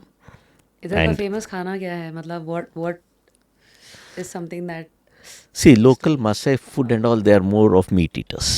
oh Yeah, so nothing like local delicacy. At least I'm not aware of that. Like फिर because there are vegetables के लिए? no. Now the good part is because of the kind of tourism which Masai Mara gets, especially from India. Almost every other resort over there, you have you have Indian food over there. In fact, the one with whom I go, like my very close friend, and he's also the tour operator, local one, my partner over there for all the logistics, booking, everything. So for my group, especially for me, like he delivers. So we do full day safaris. Okay, so he delivers hot Indian food, breakfast, everything, right from hot jalebis, upma, idli, vada, sambar, masala dosa, everything Indian food. You name it, like he delivers right inside the park Indian, for my South group. Indian. South Indian. You tell what you want, he'll get it done. सही है. Okay, so and some of them like want biryanis and all. Even for I had a few Gujaratis in my group. So all the kakada, she is a Gujarati basically. So the person who helps me organize. So all the kakada, papada, whatever you call, like Fafdas, fafdas, so theplas, all those theplas, and what is that yellow color Dokla. doklas. So all those he had got it organized, and hot jalebis. So food is not a problem in Masai Mara. Indian food for vegetarians. I'm a pure vegetarian. Food is never an issue. Amazing. So, $2,000 to $4,000 Yes. plus another 20-30K to reach Nairobi. Yes. Plus, मतलब और क्या? Those are the main things. And of course, any souvenirs you want to purchase over there, keep an additional, say, probably $100. What do people actually bring from there? So People all the like, masks you see all the masks, or even the beads. So a lot of local Maasai things are there, like which are That's very that. popular, and even the rhinos or the elephants, so the small statues, and then made of marbles. So a lot of those things are the ones which you can get from there. And people like you will come back with a memory card Full full of of images. images. Nice. All right. So now since Pantanal, Brazil, I they haven't say been there. it's Yeah, like it's good for the jaguars. jaguars. For the jaguars, For the yes. how about Yellowstone National Park? Yellowstone in America USA. is good more for landscape, and then the black wolves, and then you have the bisons, the main bisons over there. Bears we So have. bears, you have the brown bears. So when I went, I photographed the bison, the bears, then the wolves, the black wolf. I was able to photograph the grizzly bear or the brown bear. So that way, like, and also you have the hot springs, and I think in general, overall wildlife and for nature landscape photography, that is again one of the best places, the Yellowstone National Park. Amazing. Sir, of late we see lot of celebs engaging in wildlife photography. To name a few in the pan-India level, we have Randeep Hooda, Yes. visiting parks like Dudhwa Tiger Reserve. From our Karnataka space, we have our very own Anil Kumble. Yes. Passion for wildlife photography has been quite vocal these days. We have Dia Mirza, we have Sabya Sachi. Ravina Tandon also, like Ravina, she in fact, Ravina Tandon is also a brand ambassador for Maharashtra. Oh. So she travels to a lot of parks. So you've So- collaborated with like many celebrities, I'm sure. Yeah, in fact, even singer Roop Kumar Rathod, even he's an avid wildlife photographer. He does some amazing wildlife photography. Oh wow. So I met him in Tadaba recently, actually, like last year I met him there. So in fact, a lot of celebs, even Sachin Tendulkar, so he keeps traveling to so many parks in India. So Have you met him? I mean, no, through yet to come across him. So that way, and so a lot of celebs are into wildlife photography. One is, yes, they started liking wildlife photography, and one also probably like from what do you call fame point of view, like been there, done that kind of a thing, checklist for them. Oh yeah. Yeah, I mean, even a lot of Bollywood, if you see, like, uh, who was it? Alia Bhatt, or was it Ranbir Kapoor? One of them, basically, like, he Proposed. proposed in Africa, actually. I think it was Alia Bhatt only. Right, Like, right. yeah, yeah. Yeah, So yeah. that proposal happened in Masai Mara, I think, in Africa over there. So a lot of celebs, because see the kind of relaxation and the kind of joy that tourism gives, right? It's totally a different area. So that is where a lot of celebs, see, it's not that celebs are not going there before. I think people were going, but now because of the social media, it's become a lot more popular, and they put it up as status that they're going there. So that is where I think it's become more popular among celebrities to visit these parks. So, what's the impact these celeb endorsements have on the wildlife No, it's good for tourism? wildlife because, like, especially from a tourism point of view, a lot of these parks. I mean, you take Masai Mara, the entire Masai Mara that Kenya built, it survives on tourism. They want people to visit. In fact, when I applied for the visa last week, I applied for the visa to travel to. It's not now. It's no more called as visa. It is called as ETA, e travel authorization. Okay. Okay, so that is what it is called. I mean, similar to visa only. Okay, and when I applied for it, so 4:14 I made the credit card payment for the visa. Okay, so 4:14 p.m. 4:15 got the acknowledgement of the payment. Okay, 4:15, 4:16 I have the inbox, email inbox about the visa approval. It's that easy. 3 minutes, all the three process. It got over. I've never got a visa so fast because they thrive on tourism. What's the visa cost? All this, how much? $33-$35 per person. Not much. Hardly 3,000 bucks. 3,000, That's all. 3,200. Okay, so you get like an whatever is the entry exit Well, time they lesser, give you so, for the yeah. full duration. Visa is very easy, Got very it. easy to get. Okay, so that is where, like, a lot of these places they depend on tourism for survival. Forget about Africa or other places. Take India itself here. In a lot of these parks, Panna, where there was hardly any tourism. So the income of the locals, everything depends on tourism. Okay, so once tourism flourishes, resort gets filled. That means in the resort, the local communities they get a job. Okay, and then from the market vendors' point of view, all these resorts they start buying the vegetables, milk, everything from the local vendors. So that's again income for them. From a tourism point of view, again the drivers, the guides, they get employment. Their sons, their families, they get the employment. And then even like at a lot of these places the village visits are organized. Okay, so village visits, that's again a source of income for them. So that way, if you see a lot of these places where these wildlife resorts are there, like wildlife tourism, so they depend on tourism, and especially when celebs visit these places, okay, the popularity of the park it increases. I mean, like, even when you say, like, from a wildlife photography point of view, like, I'm also a kind of a celebrity wildlife photographer. Yes. And before I visited Panna, the tourism there was very less, very, very less 3 years back. Hardly any tourism existed in Panna Tiger Reserve. Because when we talk about central India, people used to go for Bandhavgarh, Kana, Pench. So these were the places people used to go. Panna, hardly anybody used to go. So after I visited Panna and that 151 and the Cups, that image became extremely popular and went viral. And because of me visiting again and again, talking about it on social media, sharing the images, I mean, you go there, you get amazing tiger sightings. And I started sharing that. People learned about it. And then people started visiting. Right. And now overall tourism in Panna is right at the peak. It's really good. It's improved the overall living conditions, the income for the locals, and a lot more guides actually have started homestays. Oh, Okay, and they're getting very good business from the tourists because a lot of people come with right. budget in mind, and some of these homestays they give you a very local, authentic experience. Okay, even though I've not stayed, I've gone and had dinner at one of those places. The local food, the local authentic hospitality, what you get, it's a totally different kind of experience. So all this a very good income for them. So whenever any kind of celebrity in any form visits these places and they talk about it. So the other important thing is you have to talk about it and make it public. Right. That you went there, put it on social media, then people will they look at the images, I want to go there. So that is what the kind of impact the celebs have on visiting any of these parks. Myths about Okay, now one of the biggest myth of wildlife photography is people feel that when you go in a safari vehicle, the tigers they attack you. Hmm. And this is one of the questions actually I keep getting a lot when I post images of me going in the gypsy and tiger photography and I do. They're like, sir, will the not tiger attack you? You're in open vehicle. There is no safety. So that is one of the biggest myths because as I said, like the tigers, they don't see individuals in the vehicle. They see that whole thing as one big entity and they know when people come in these vehicles, they do not cause any harm.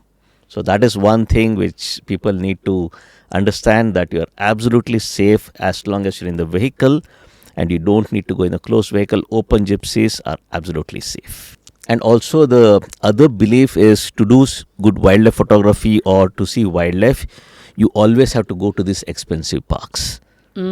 People feel that only when you go into the national park, you go in the safari, only then you'll be able to see wildlife. No. So wildlife exists everywhere.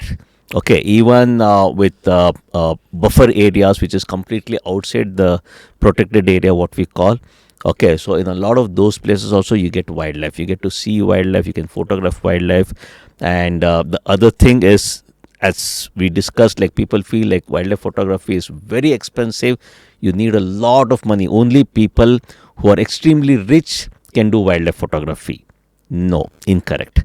So we have discussed about the budget options, be it with Kaziranga from a safari point of view, where even at 3,000 rupees you can get a safari done and you don't have to spend 30,000 rupees for the safari. And even places like Bharatpur, with just like 130 rupees entry fee, you can spend the entire day in the park, and except for the tiger and leopard, you get every other wildlife which you can see, photograph on foot you can do. Okay, so this is the other thing. And the other myth which people who are not aware of wildlife is they think that the forest department, they feed these tigers. Okay, so in fact they asked like, what is the feeding time of the tiger? I have heard some of these questions actually. So when you go for the safari, like you go, you wait. So do the forest department, do they come and feed the tiger? So that is how you get them photographed. No, this is completely wild, and like the tigers, they hunt on their own. That's where the prey base comes into picture, and there's no way the forest department or people interfere in that. Of course, we also discussed the other part where when the tiger grows old, so sometimes the department interferes and basically they feed the tigers. It happens, but it's not a regular scenario. And of course, the myths about wildlife photography is where people believe that if you want to be a wildlife photographer, you need the most expensive gear. They believe in that, and a lot of times that comment comes to me when I teach for wildlife photography. They're like, wildlife photography is only for rich people, not for poor people like us. That is where I say no. Even if you have your own cell phone, with that you can get started with wildlife photography. And get started for sure, yeah. Yeah, so you don't need those expensive gears, not required. And the other thing is, people believe that wildlife photography is all about luck. Luck factor does come in, but what is more important if you want to get into wildlife photography is again what we discussed about with respect to understanding about the subject, understanding about the subject behavioral aspects, knowing when to be at the right place, studying about the history of the park with respect to like what is currently happening and what may happen after 3 months, 6 months. So that homework what you have to do, that is very important when it comes to wildlife photography. And after that, getting the right driver and the guide. Yeah, that all has to fall into place. So these are some of the kind of like myths about wildlife and wildlife photography in general. So initial investment required for somebody who's professionally wanting to enter wildlife photography. See, I'll be very honest, making money out of wildlife photography is very tough. Why? Because there's no market for it. There are no people waiting to buy your images. Especially after AI coming in, how has it changed? No, AI and wildlife photography, they don't go hand in hand. Okay, AI could be a kind of killer for a lot of commercial photographers, but not for wildlife. Why? The simple reason is like, say, when we talk about wildlife photography, right, we go to this amazing forest. The simple thing what we discussed, saying like the silence of the forest. I go just stay at one place and just enjoy the silence, the calmness. And then especially like when the tiger walks towards you, or even the river flowing over there, the birds chirping, everything. So being out there, and then talking to the locals and getting some experience about things in the past, what has happened. Or a very simple fact, we go with packed breakfast. Okay, imagine having amazing breakfast right in the middle of the forest where you could hear the alarm calls, or beside that river over there in nature. So it's the All holistic this is the right? experience, and there is no way AI can replace this. So for the photographers market, it is always the experience that comes along. Absolutely. The end reward, which is an amazing picture they captured. Yes. So this is And there's nobody waiting to buy that image. So that is where the question you asked about the commercial aspect, like can anybody make a career out of wildlife photography? The answer is a big no. I mean, simple example, India with a population of 1.4 billion. Okay, there are only 2 professional wildlife photographers in our country. Both my very close friends, one is Dhritiman Mukherjee, other is Prasenjit Yadav. These are the only 2 people I know who basically earn their income purely from wildlife photography alone. how do they Not- manage? It's because of the history. Okay, say for example, Dhritiman, right from day one, I know him for the last 30 years. He has been doing wildlife photography and he has been trying to sell it online to stock agencies, or he hard sells them. And whatever money he gets, he puts it back for travel. He goes, shoots. And because of him doing this consistently for the last 30 years, now he is a well known, recognized name in this field. And a lot of third parties like NGOs and research organizations, they take his help, they give him projects, assignments to go shoot. So Okay. just for audience curiosity, when they get these assignments and projects, what's the number that one should be looking at? The kind of monies they make in this? So see, these guys, like sometimes the budgets, especially like Prasenjit, he works for National Geographic. Right. So National Geographic, they pay in lakhs and lakhs because he's really good with his work. Okay, really, really good. I mean, I remember him going after one particular tiger image, and he got that one image after 6 months. Just that one single image. Okay, so that is the kind of like hard work and the kind of quality level what they look for. But otherwise, like if you talk about payment in wildlife photography, like I remember when I used to sell my images, per image I used to get like 300 rupees, 400 rupees. When was this? Okay, this was obviously like 15, 20 years back. Now with so much of competition and other things, people would love to give their images free to get it published in the magazine, because they don't want an income from that. They need name and fame. That my image got published on Nat Geo website or in the Instagram handle of National Geographic. There's no money exchange. Then how do you all fight this disruption? No, you can't, because there, as I said, there is no market. There is nobody waiting to buy your images. So that is where, like when it comes to wildlife photography, it is more treated as a hobby rather than a profession. Okay. Again, a simple one, like so for example, a particular resort is in need of images to put up. I am Sudhir Shivram, a well-known celebrity. Per image, I'm going to charge you 25,000 rupees. So this tiger image, if you have to put it up, I'll charge you say 25 or 50,000 rupees. Rashmi comes in. She went in, she got an amazing tiger image. You'll say like, okay, you just put it up and give me one, say when I come next time, like 2 night Give me a free free stay room. you give. Yeah. Safaris, they'll be more than happy, because there when they put up the image, they want to show the image of the tiger over there. Doesn't matter who's taking. Doesn't matter who shot it. Because people who go and visit there, they'll not say, oh my God, they have Sudhir Shivram's photograph. No. The Wow, market look at the tiger image. Wow, that is what they see. And there are a lot of people who are like willing to like just give it away for free. And they say like, okay, you put my name down there that's shot by him. So next time what I'll do, I'll tell my friends, hey, go to that resort, stay over there. And on that wall, you'll see my photo. So this is where like there's nobody out there who will be willing to pay for your images. Okay. So that said, from a wildlife point of view, wildlife documentary filmmaking, there is good money over there. Okay. So especially like with more content requests coming up out there, like be it with respect to Netflix, be it with Amazon you take, or even the Disney channels you take.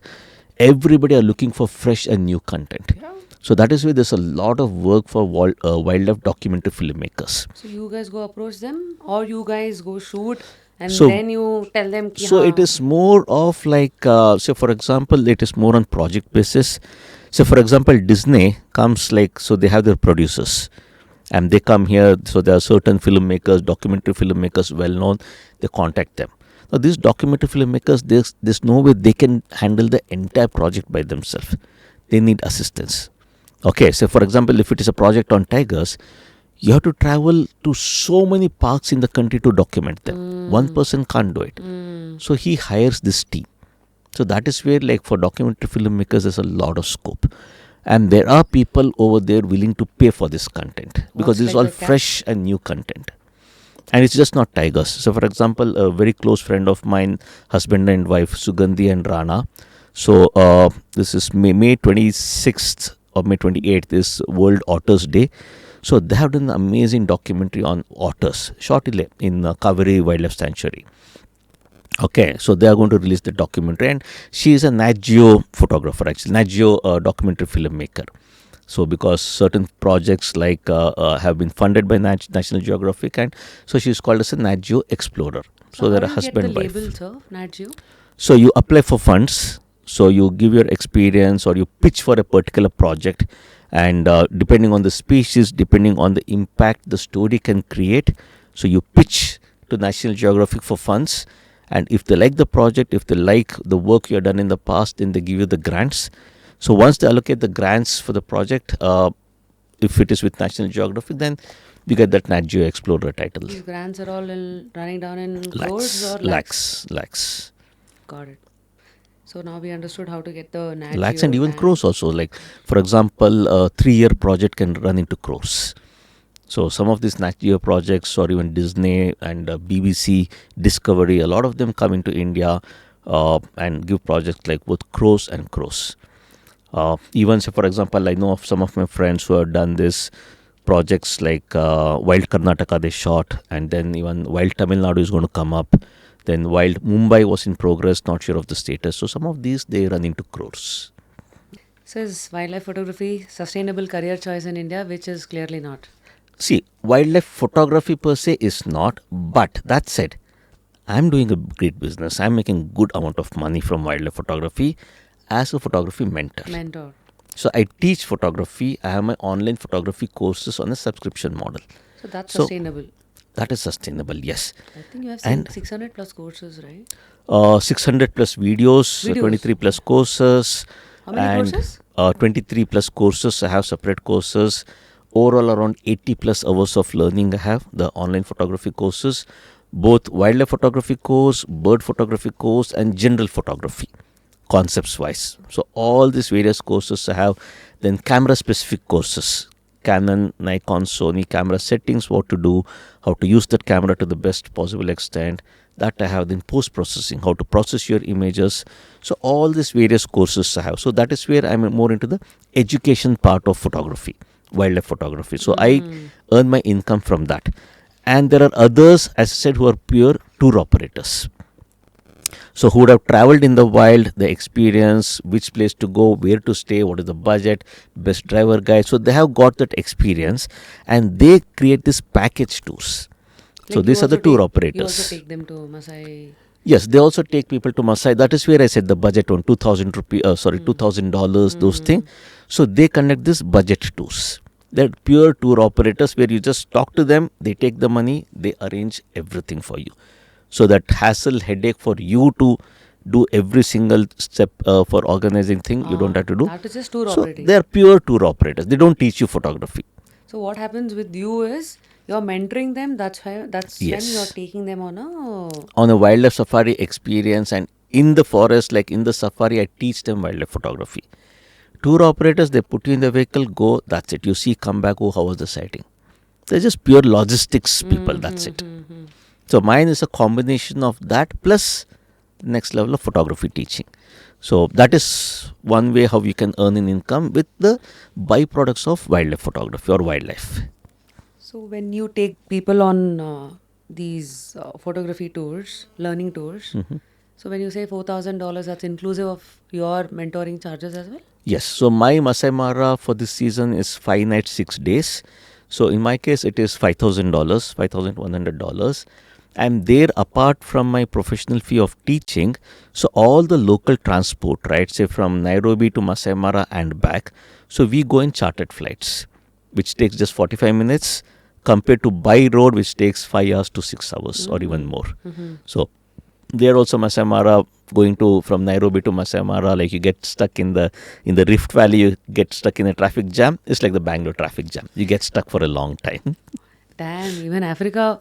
Oh yes, you have the traffic jungles jams there have also. traffic jams. Okay. Because it's full ghat section, hilly area with a single road. So any vehicle breakdown or slow vehicle, lorries, big trucks climbing, they take time. So behind the vehicle, it piles up. I think lastly, I have some camera-driven myths that I would like you to address. So, like, of course, the saying goes, great photos come from a great pair of eyes and not the Correct. lens. Absolutely. But after that, having said that, does owning Sony Alpha camera, does this give a edge over Canon, Nikon? Yes, absolutely. Not because I'm a Sony brand ambassador. It's the technology what they have. The reason I choose to go with Sony is because of the technology what they have. And the previous brand which I'd used for 20 plus years, in a matter of 10 minutes, I shifted to Sony because of the technology and how that aids me in my wildlife photography. What's the technology, if you can help us understand in one It's the line? autofocusing technology, the ISO performance, because when it comes to wildlife photography, autofocusing is one of the most critical aspects because it has to get focus on the subject and it has to track it. So that if the the pressure on subject us is is running, less. so in the past year, how well you can handle the camera and get it done was the challenge. Now it's no more a challenge because the camera is so good with the technology. Like once you get that autofocusing point on the subject and it starts tracking the subject, that means you keep moving wherever you go, the camera will track you. Like the So- animal. Yeah, so it has Subject. the subject detection, it has human detection. So within animals, even butterflies, insects, trains, aeroplanes, cars, people, mammals, birds. So different things it can recognize actually. Modes they've given off. Okay, so there's a lot of those options. So that is where this technology of the tracking, autofocusing, and how fast it can achieve the autofocus, and then the frame rate, the burst rate. Okay, so a lot of this technology, like Sony, is way ahead of the other brands. And the beauty is, like Sony is way ahead even in the mid-range or entry-level camera bodies. It's not just in the high-end. So the other brands, only in the high-end bodies, some of these things are good. Entry-level, mid-range bodies, like, nah, it falls apart. But in Sony, like even from the entry-level to the mid-range to the high-end, all the bodies, the same kind of technology is available. What's the entry level camera of your recommendation? For entry level in Sony is a 6700, Alpha 6700 is there, or Alpha 7 is there, Alpha 7C. 7 series. Yeah, so these are some of the little bit entry level, I would say, but still NSA entry level is in the range of 1 lakh. Yeah, so that's a good one to So have. somebody watching this with a Canon camera, Sorry. like, I mean, No, it has happened actually in one of my private workshop where this person, she came, bought brand new Canon cameras. Okay, the R5, R6, she bought brand new ones with brand new 400mm. Yeah. Of course, this is R6, right? This is R6 Mark II. R6 Mark II is a better one, little bit better compared to the R5, R6. R5, R6 tracking is horrible. Okay, I can openly say this. And she came and in the workshop, I'm teaching her about tracking, how to use it, especially at Kaziranga rhinos, between the bushes, between obstacles. And my Sony Alpha 1 was able to get it like this. Her camera was not able to get it. She's struggling. I used it. I was saying like, these are limitations with this. She went back, she sold all the Canon gears and bought all the Sony gears. Whatever I had, like she bought every one of those things. Okay, so see, this is where like the technology matters a lot when it comes to wildlife photography. this coming from a veteran like you who's been behind the lens for 30 plus years now, any tips for those young eyes watching us on do's and don'ts of photography initially? See, main thing what I would say, irrespective of whether it is wildlife photography or any other photography, any other genre of photography, very big issue which is currently happening is because of social media, where people are behind likes. People are behind likes to grow their Instagram account, and the jealousy factor also which comes in. Okay, like his account is growing faster than mine. Yeah. His images are getting more likes than mine. I think that is something what I would advise. Okay, do photography for the love of it. not with anything else in mind. Jealousy factor, keep it to the side. If the other person is doing good, find out how he is doing good, why he is doing good, or he or her for that matter. Okay, leverage, collaborate with them. Okay, so never see anybody as a competition rather than watch them or look at them as a collaborator. Collaborate, don't compete. Don't compete. There's no need. Let us all grow together. You get more likes, I get more likes, because India is a nation with numbers. With the number of people out there. You have 1 million followers, I have 1 million followers. There's enough room. There's enough room for everybody to enjoy this place. Why have this jealousy factor? Keep it to the side. Forget about it. So instead of competing, collaborate. That is the best way. That is what I would advise the youngsters. Amazing. That kind of gave me a sub question. Like, suddenly when you see somebody's photo, Huh. like, what's the first thing that you notice in that? So I look for stories. I look for the composition. I look for the lighting, the uniqueness, the creativity. And I always look for something which I have not seen before. That X factor, huh? Yes. So that matters a lot for me. So especially when I'm just scrolling on Instagram, right? I mean, like, keep scrolling up and suddenly something catches my attention. I stop over there to like that image. So those are those images which probably like I have not seen before, or something very different, or something which I would always had loved to click, but I see somebody else has done that. So those are the things which catches my attention. Any names that you would like to appreciate today? Like, Oh, of course, there's a lot of youngsters, a lot of them are students. So right from like Arzu Kurana, who's a student doing amazing work. Then there is Varun Aditya out there, all these wildlife photographers. Audi. Not Audi Venkatesh. So he's an amazing guy. I'm talking about youngsters, more who have got started. Okay, I mean Audi is at a different level altogether. He is superb. Okay, you should get him actually at some time. You will nominate. In the Yeah, end. I'll talk to him. Okay, so yeah, Audi, but this is Aditya, Varun Aditya is there. So he's again a young guy. He's basically the number one with maximum followers in wildlife.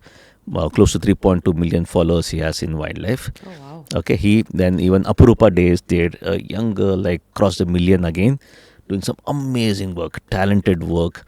So a lot of these youngsters are there like who are doing some absolutely fantastic work, and it's because of the quality and the consistency of their good work, right, where they've achieved this name and fame actually. Any tips where, people who building their brand, building their account, do's and don'ts, like, would you want to tell them? Yeah, I think one is quality over quantity, and then the consistency. So these are two very, very important things what they have to basically look after. One is like, I mean, as I said, like you will like something if it is good. The quality of work comes into picture. Always post good images, quality images, and then consistency. How Make sure like you choose like I'll post once in 3 days. Make sure you post once in 3 days. Don't lose track of that, because the whole engagement aspect, the growth of your account comes into picture with the consistency. And the other Consistency important, over virality. exactly, if you're consistent with good quality over a period of time, it will become viral, guaranteed. Okay, and also it's very important to always interact with your followers. They comment, thank them. Okay, so every individual, I always try to make it a point that I may not be able to reply to every comment which comes, but on Instagram, every message which comes to me, I make it a point to reply to that. Or Doesn't at least a matter. heart. Yeah. Always like keep replying, keep responding to messages. That is where you interact with them, engage with them. And this is what people will like about you.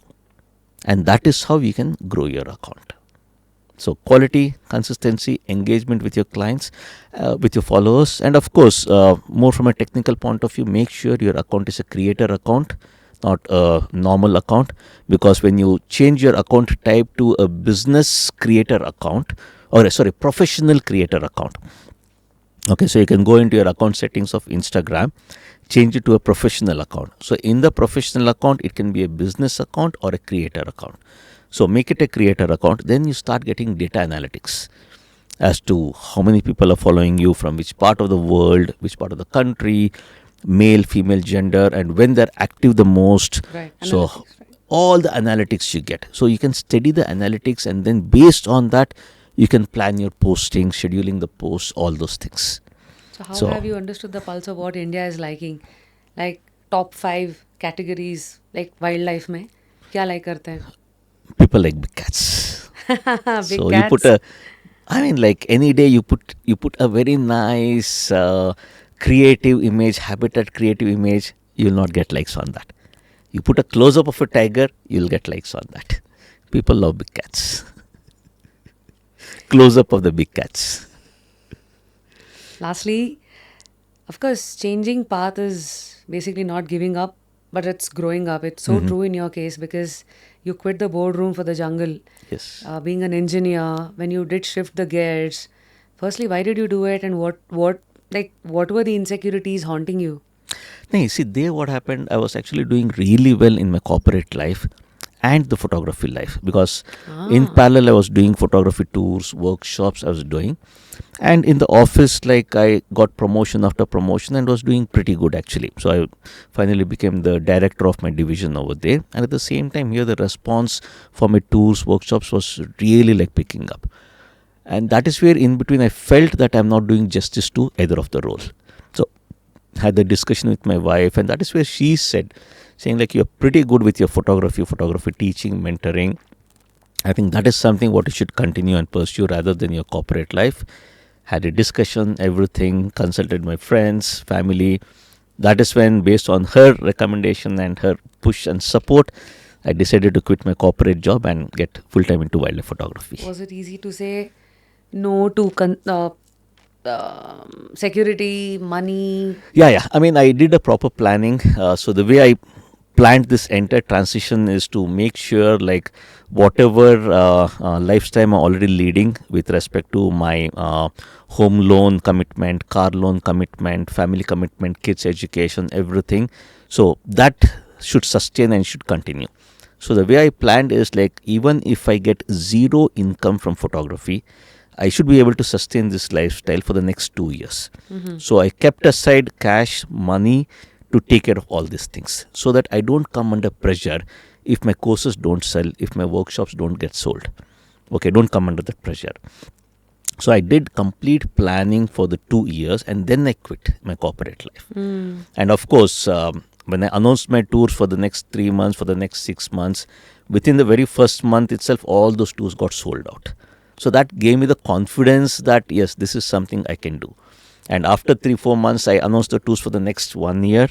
And the next 1 year tour also in the next 3-4 months, it got sold out.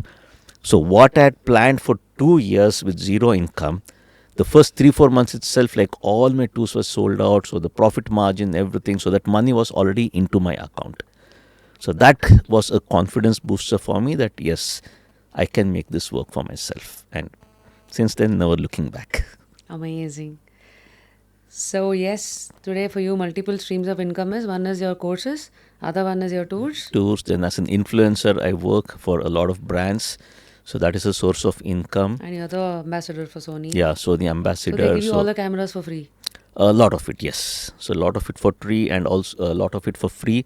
And also I conduct a lot of workshops for Sony in different cities for which I get paid. So it's multiple streams of income. And so that is where like my history, my background of being an engineer helps me with respect to the technical aspects, picking up concepts, picking up technology, everything for my teaching. And then my corporate life helps me the business aspect of photography. So that is where my history combination is working very well for my career here. Amazing. So what next? Next is again, see, in my mind, my focus is always as to what I can do better to help my students improve. So as a part of that, the next second half of this year is going to be focused more on creating new content. So new advanced concepts, new advanced courses of photography for my students who are my online course subscribers. And then for my photo tour participants, wildlife photography tours who join, right? So for them, the target is like how to make them win competitions. So all the wildlife photography competitions, so guide them, give them objectives, so teach them as to what it takes to win competitions.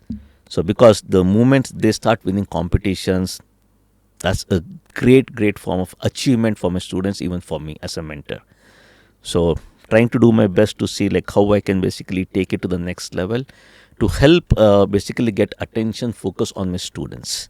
So all the name, fame, whatever I have to achieve is going on, that will continue.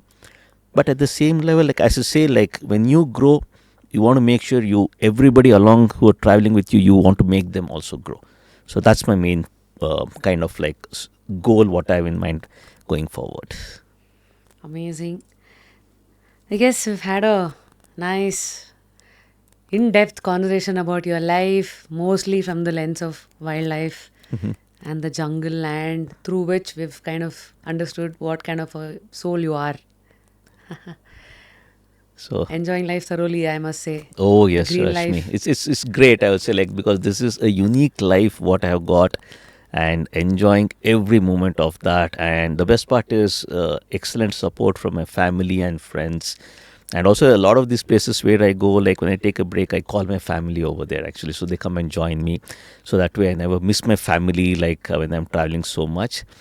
So I think like this entire package of life what God has given me, I think I'm enjoying it to the fullest. Wishing you more once in a lifetime shots and lots of wild souls to your lens. Oh yeah, I see And, that. and lastly, which book do we give you? So generally, it's like the gift that we give Okay. our guests.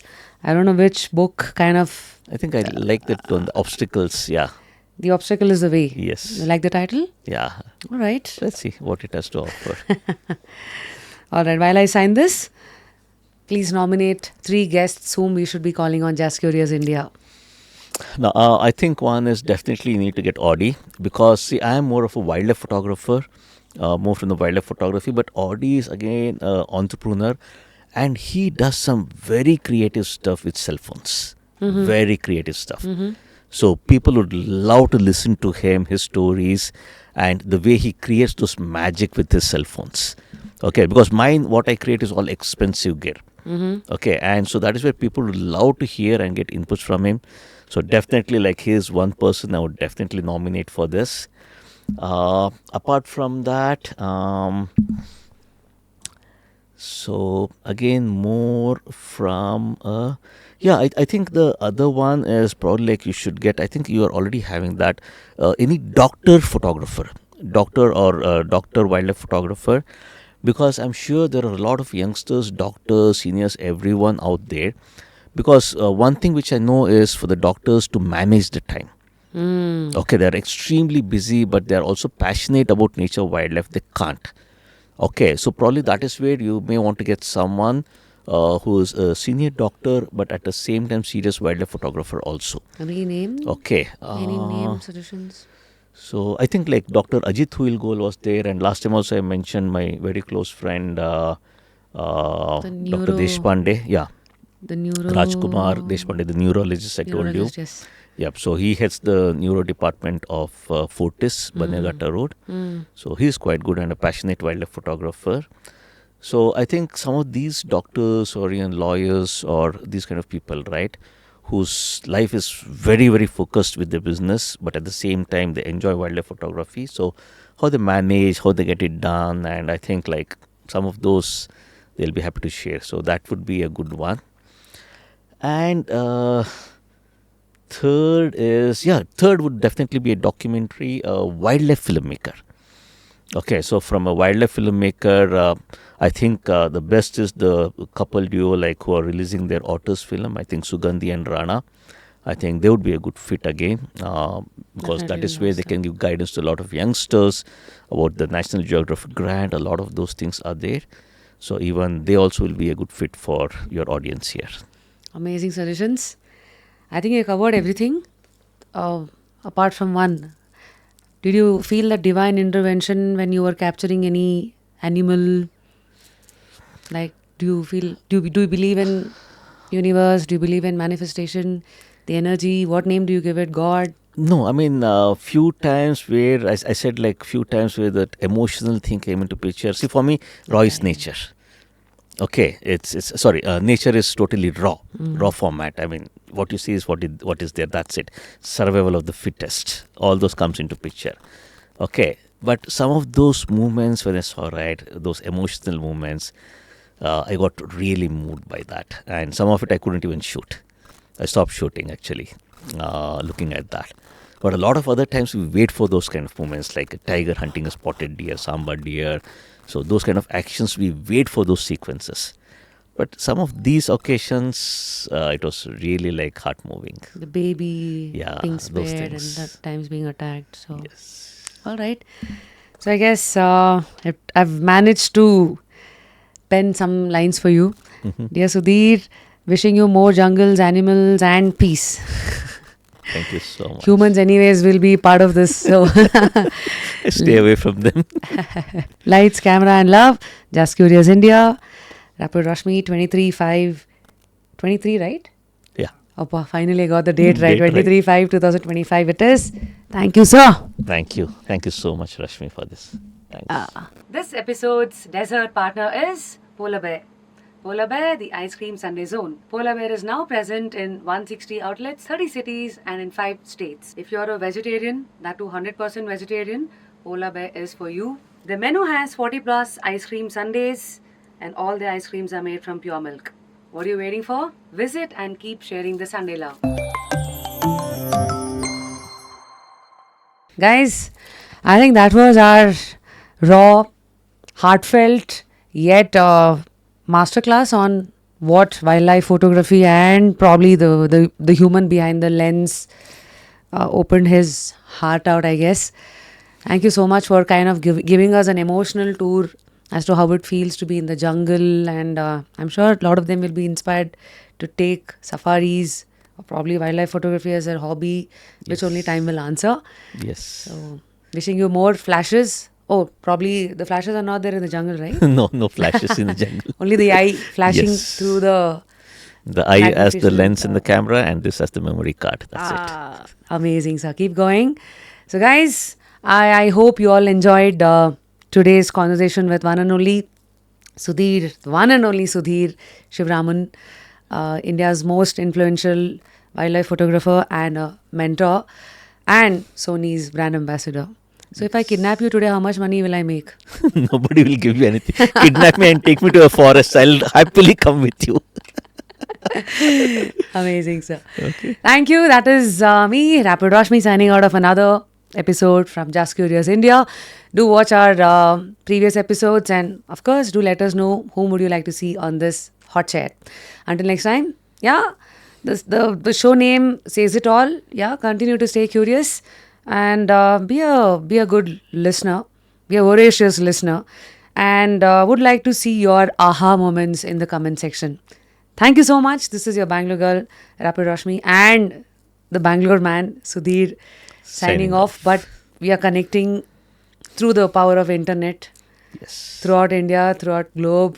Thanks for watching. Thank you, guys. Thank you, sir. Thank you, Rashmi.